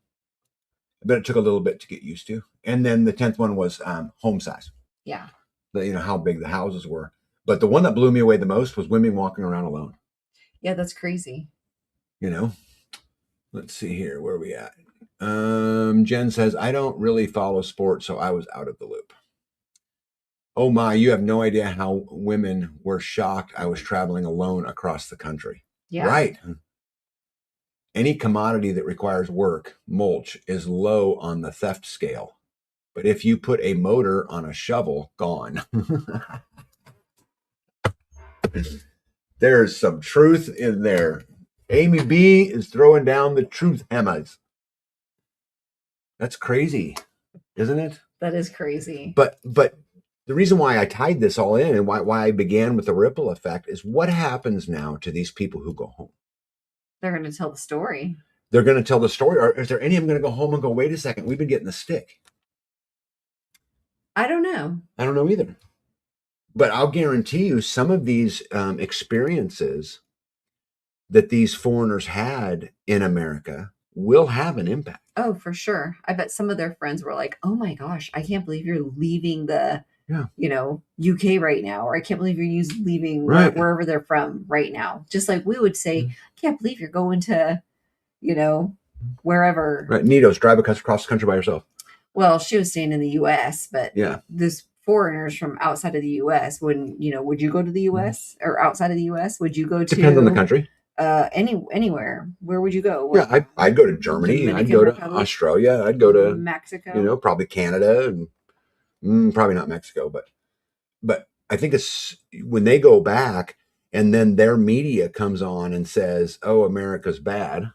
Or it comes on and says have an experience. Well, now they're beginning. Now, did this experience send any of their perspectives down the road of we've been lied to? Possibly. And that begins some of those awakenings. Great Britain, for example, is on the verge of civil war. There's all kinds of problems going on. And which side now? I mean, I think it's just super fascinating that little ripple of a soccer game in Kansas City and barbecue, and seeing the guy walking around with a pistol on his side, and seeing that you can have a large why can't I can't have a pistol? What the hell? Why? And so never underestimate those little things that we do and the ripple effect it can have. Especially if it's something that they liked. Yeah. Like that ranch. Why can't we have ranch? Yeah. There's actually a bunch of stories about people going into Walmart and buying out all the ranch to ship back home. Oh, wow. Because apparently there was a lot of people talking about ranch dressing, which is, but again, back to my original point, maybe this is how the deep state gets fought, is by the World Cup, is by ranch. Right. Soybean oil. Right. I want my soybean oil. Can we fight the deep state by the portion size of a meal and ranch dressing and an air conditioner? To me, it's fascinating, because again, I don't think we totally understand the ripple effect and what the ripple effects does. I bet they are going to ask what they can't have why they can't have this stuff back home. I think that's where it starts, Jeremy. I think it's where it starts for sure. And then how does that impact a local election for a county commissioner or a police? I don't know how they vote over there, but does it have any impact? Oh yeah, Conserve Friends 100% said a lot were overwhelmed by a Buc-ee's and Walmart. Gas station. There was a couple videos of guys walking through a Walmart and you can buy everything here. Look, the guns are next to the candy, whatever, and going, this is crazy. It was just that there was one guy who was eating breakfast, and he's like, you're looking down on his plate, and he's got pancakes and eggs and sausage and bacon and toast and American breakfast, right? Sounds good, right? And he's like, this is what you guys eat for breakfast instead of beans on toast? Quote. Apparently in England, they eat beans on toast. I don't know. Does that sound appealing to you? No. Because it does not sound appealing to me either. But anyway, and then when they go, yes, this is what we eat, you can just see him lean back in his chair like, I'd eat this. I'm getting screwed over. We're being told in England that what normal is for breakfast is beans on toast. Well, we're told cereal. We're told bagels. True. We're told. True. all But- kinds of but stuff we- that's really not good for you. We have the ability to gather as a community and put all of our resources Yeah. together and have these big, And get some yeah. bacon and some Nito says back turkey. 25 years ago when I was driving back and forth through Canada, I found everyone to be very friendly. Yeah, most people are great people, you know, and I think about it all the time, even in our community. You know, we have a whole bunch of different people, but all of them are good people, you know. Everybody has their issues because we're all flawed. But at the end of the day, they're all pretty much good people. And I think that is the norm across this country. It's not abnormal, and not just to, you know, this community and right here in Kansas. No, there's a lot of good people out there. Jen says beans on toast is a classic English breakfast. Does anybody find that appealing? Well, That seems disgusting to me. I'm sure if you were hungry, it'd sound delightful. Well, and if it was normal, maybe. And it's probably like refried beans spread on toast, like a bean paste. It could be like homemade bread toasted, which would make it better. And like, I don't know. Tell me how you make beans, how you make a little bit of, what is a breakfast bean? I don't know, some like sausage seasonings. Did you guys hear that? You guys can make breakfast beans if you just add some sausage seasoning. There you go. Oh my and then goodness. put it on homemade bread, toast it. Oh my goodness. There you go. That's what they do. Breakfast beans. Oh my goodness. Oh my goodness. Gratitude to Grace, welcome in. Says, hey, just made it. We'll go back to the beginning. Happy Friday. Good to see you and welcome in. And I'll see you soon. It's canned pork and beans on toast. Almost as good as mushy peas. Gross. Pork and beans. That's like juicy beans. Yeah, Will Be Cool just blew your whole theory on breakfast beans. Why? Because it's pork and beans on toast. Almost as good as mushy peas. So Are you sure? In Mexico, you get beans and corn tortillas with your breakfast. Yeah. You have beans and tortillas. Weird. Some tomatoes. Yeah, one step closer says beans and tortillas is a classic Mexican breakfast. Well, it might be classical Mexican breakfast or English breakfast, but I want a pancake, a French toast, you want eggs, sugar, bacon, carb load. eggs, That's not. bacon, That's not. sausage. Okay. Okay. Come on now. But you want pancakes, hash and browns. toast, I want it all. Biscuits, put a little gravy on it, some grits. Some gross. Yeah, Nito says, no thanks. But anyway, guys, this whole theory and thinking about these people coming to our country and how they interpret it was a really good reminder to me, you know, that with all of our problems, we're still exceptional and we're still that 1%. And we just have to be willing to go stand up and keep it. We're exceptional. Yeah, you know, we got to be willing to go keep it. And I don't want to be the generation that gives it back. Do you?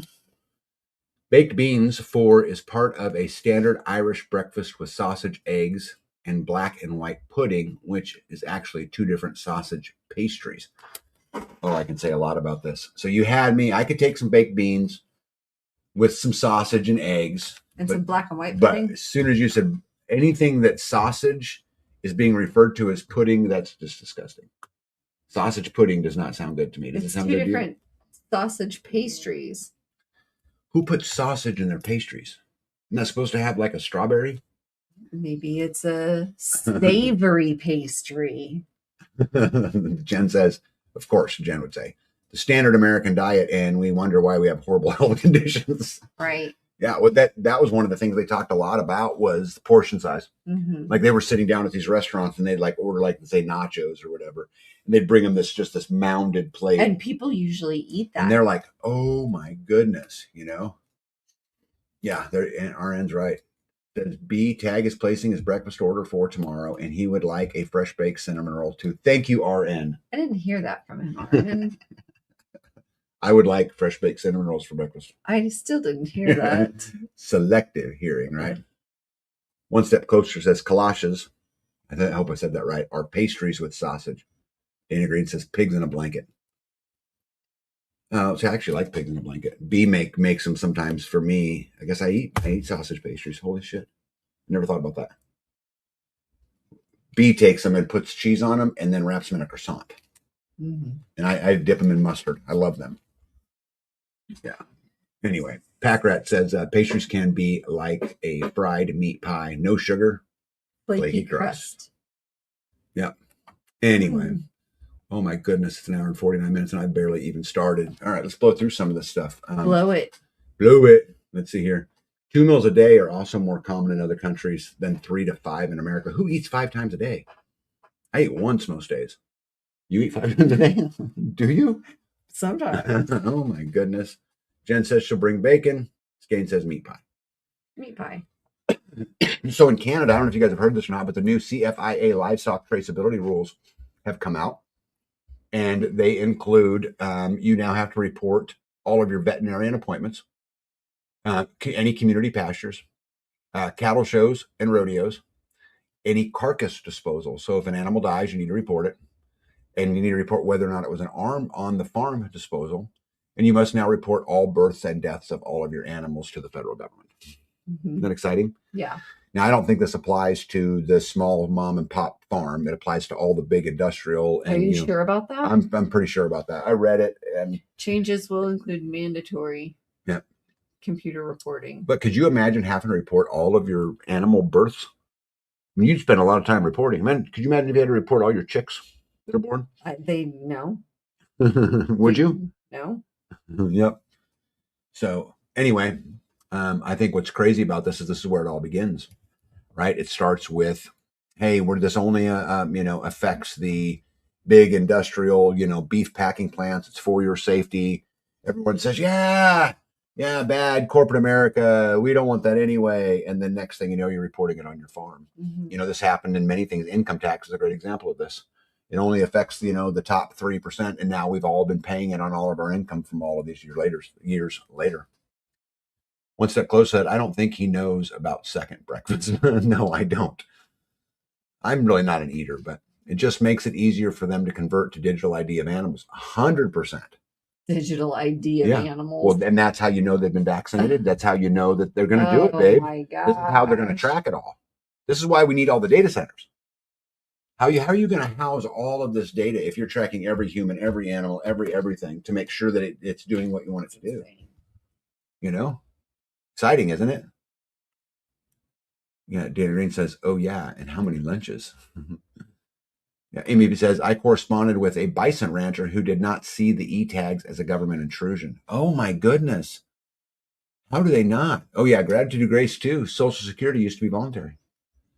And that's how they get you, right? Because they start at this big over picture voluntary. And they say, hey, we have got to get control of corporate greed. Wow. We've got to get control of it. Let's put these rules in. Tax the rich, tax the rich, tax the rich, which is what they said in income tax. And the next thing you know, the rich don't have enough money. You could tax it all. It wouldn't change the amount of money that they're spending. So they have to come after the middle class. They have to come after those things. And this is how they're going to get to a backyard chicken flock, right? They want them tagged electronically so that, again, it can be tracked. And again, they'll say, but we have to do this. We're going to protect you from the bird flu. From the everything. Right, from whatever it is. The screwworm of the cows that's going on in Texas. Right? Yeah. To the bird flu. And this is how it all... And these new ticks. Yep, this is how it all comes out. Alpha. Yep. And good news for you guys, I know you'll find this super exciting, that now self-replicating vaccines are being used on animals in the UK and Europe, and they can't be turned off. Slightly different RNA and DNA, once administered, they replicate on their own, spreading through a population without consent or control. Animals are already excessively vaccinated. The Chinese tried to vaccinate chickens against the bird flu. The virus mutated around it. A reasonable veterinarian will tell you a dog in a clean, modern environment needs distemper and rabies. That's it.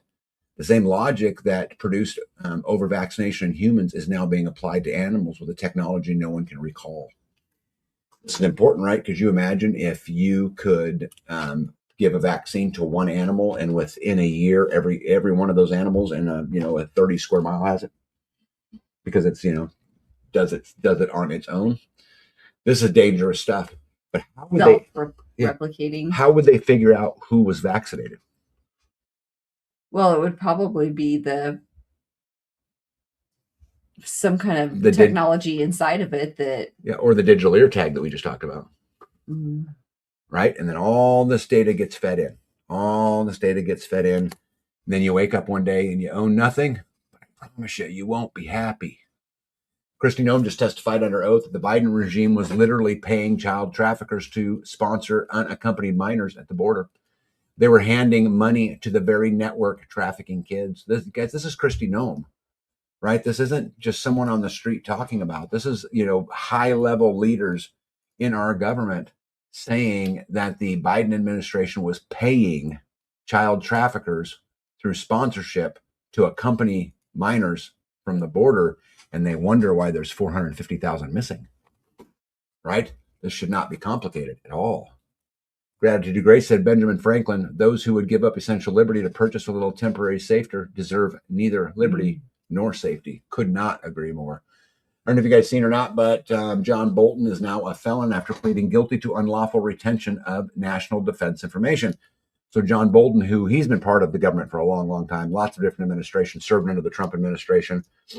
He got busted and is facing a $2.25 million fine and up to 60 months in jail. Prison.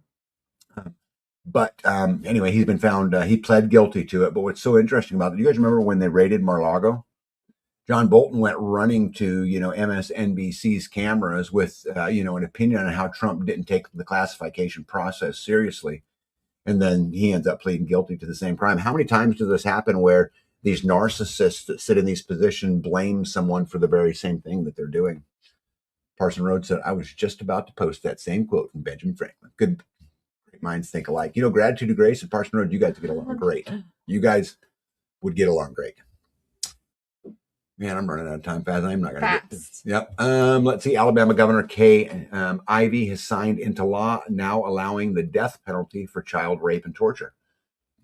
Does everybody agree with this? Should you be able to, is it a fair punishment, right? Because that's part of the thing, is that the punishment should fit the crime. Is execution fair in that case? I think it is. But I'd love to hear your opinion. Chairman James Comer blows the doors off of $6 billion in tax evasion by U.S. federal government employees. Just posted recently that there are over 571,000 current and retired federal employees that owe more than $6.3 billion in back taxes. Wow. This gets into the same case of how we only prosecute the ones we want to prosecute. We don't prosecute the good old boys. Right. In Topeka, Kansas, there's a big case going on where there was a indecent liberties with a child case that was a high level Republican donor, and the city of Topeka is not prosecuting it. The DA for the city is a big time Republican, and they just kind of swept it under the rug. And there's a bunch of heat, coming up about it.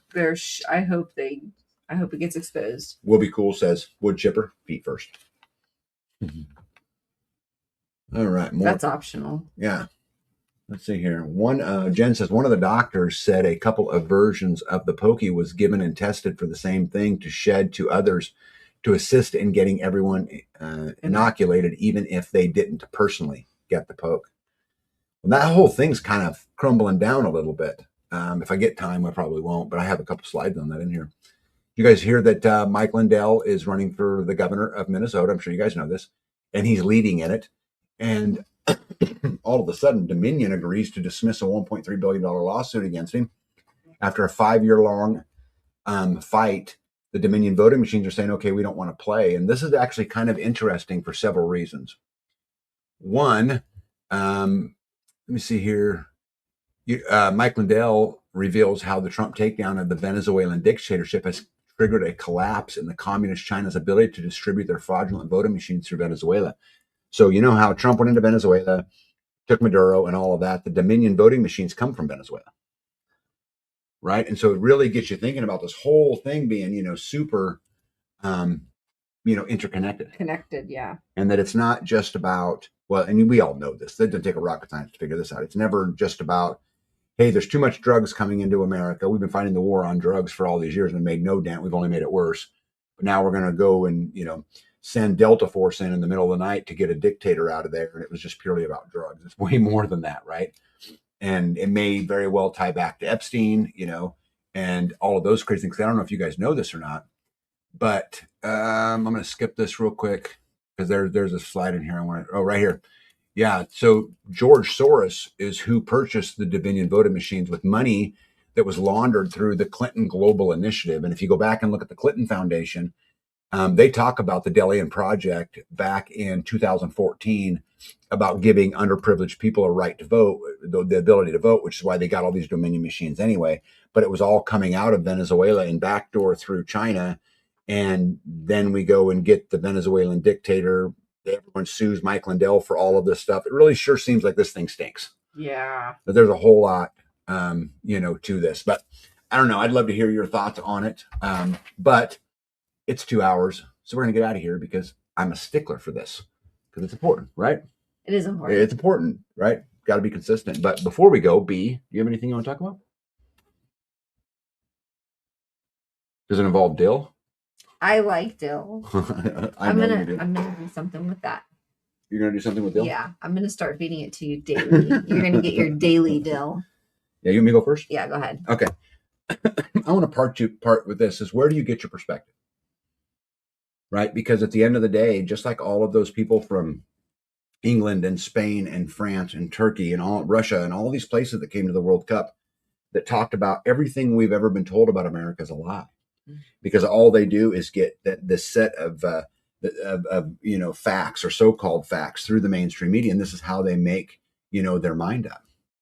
And so I would ask you again, where do you get your perspective? And make sure that we are focused on that discernment. We're praying for that discernment because it's not that simple to just say this is what we know. And you can ask all of those people who came over from another country. You want to add to that? I think if we're making our own reality, why can't we just have cotton candy and rainbows?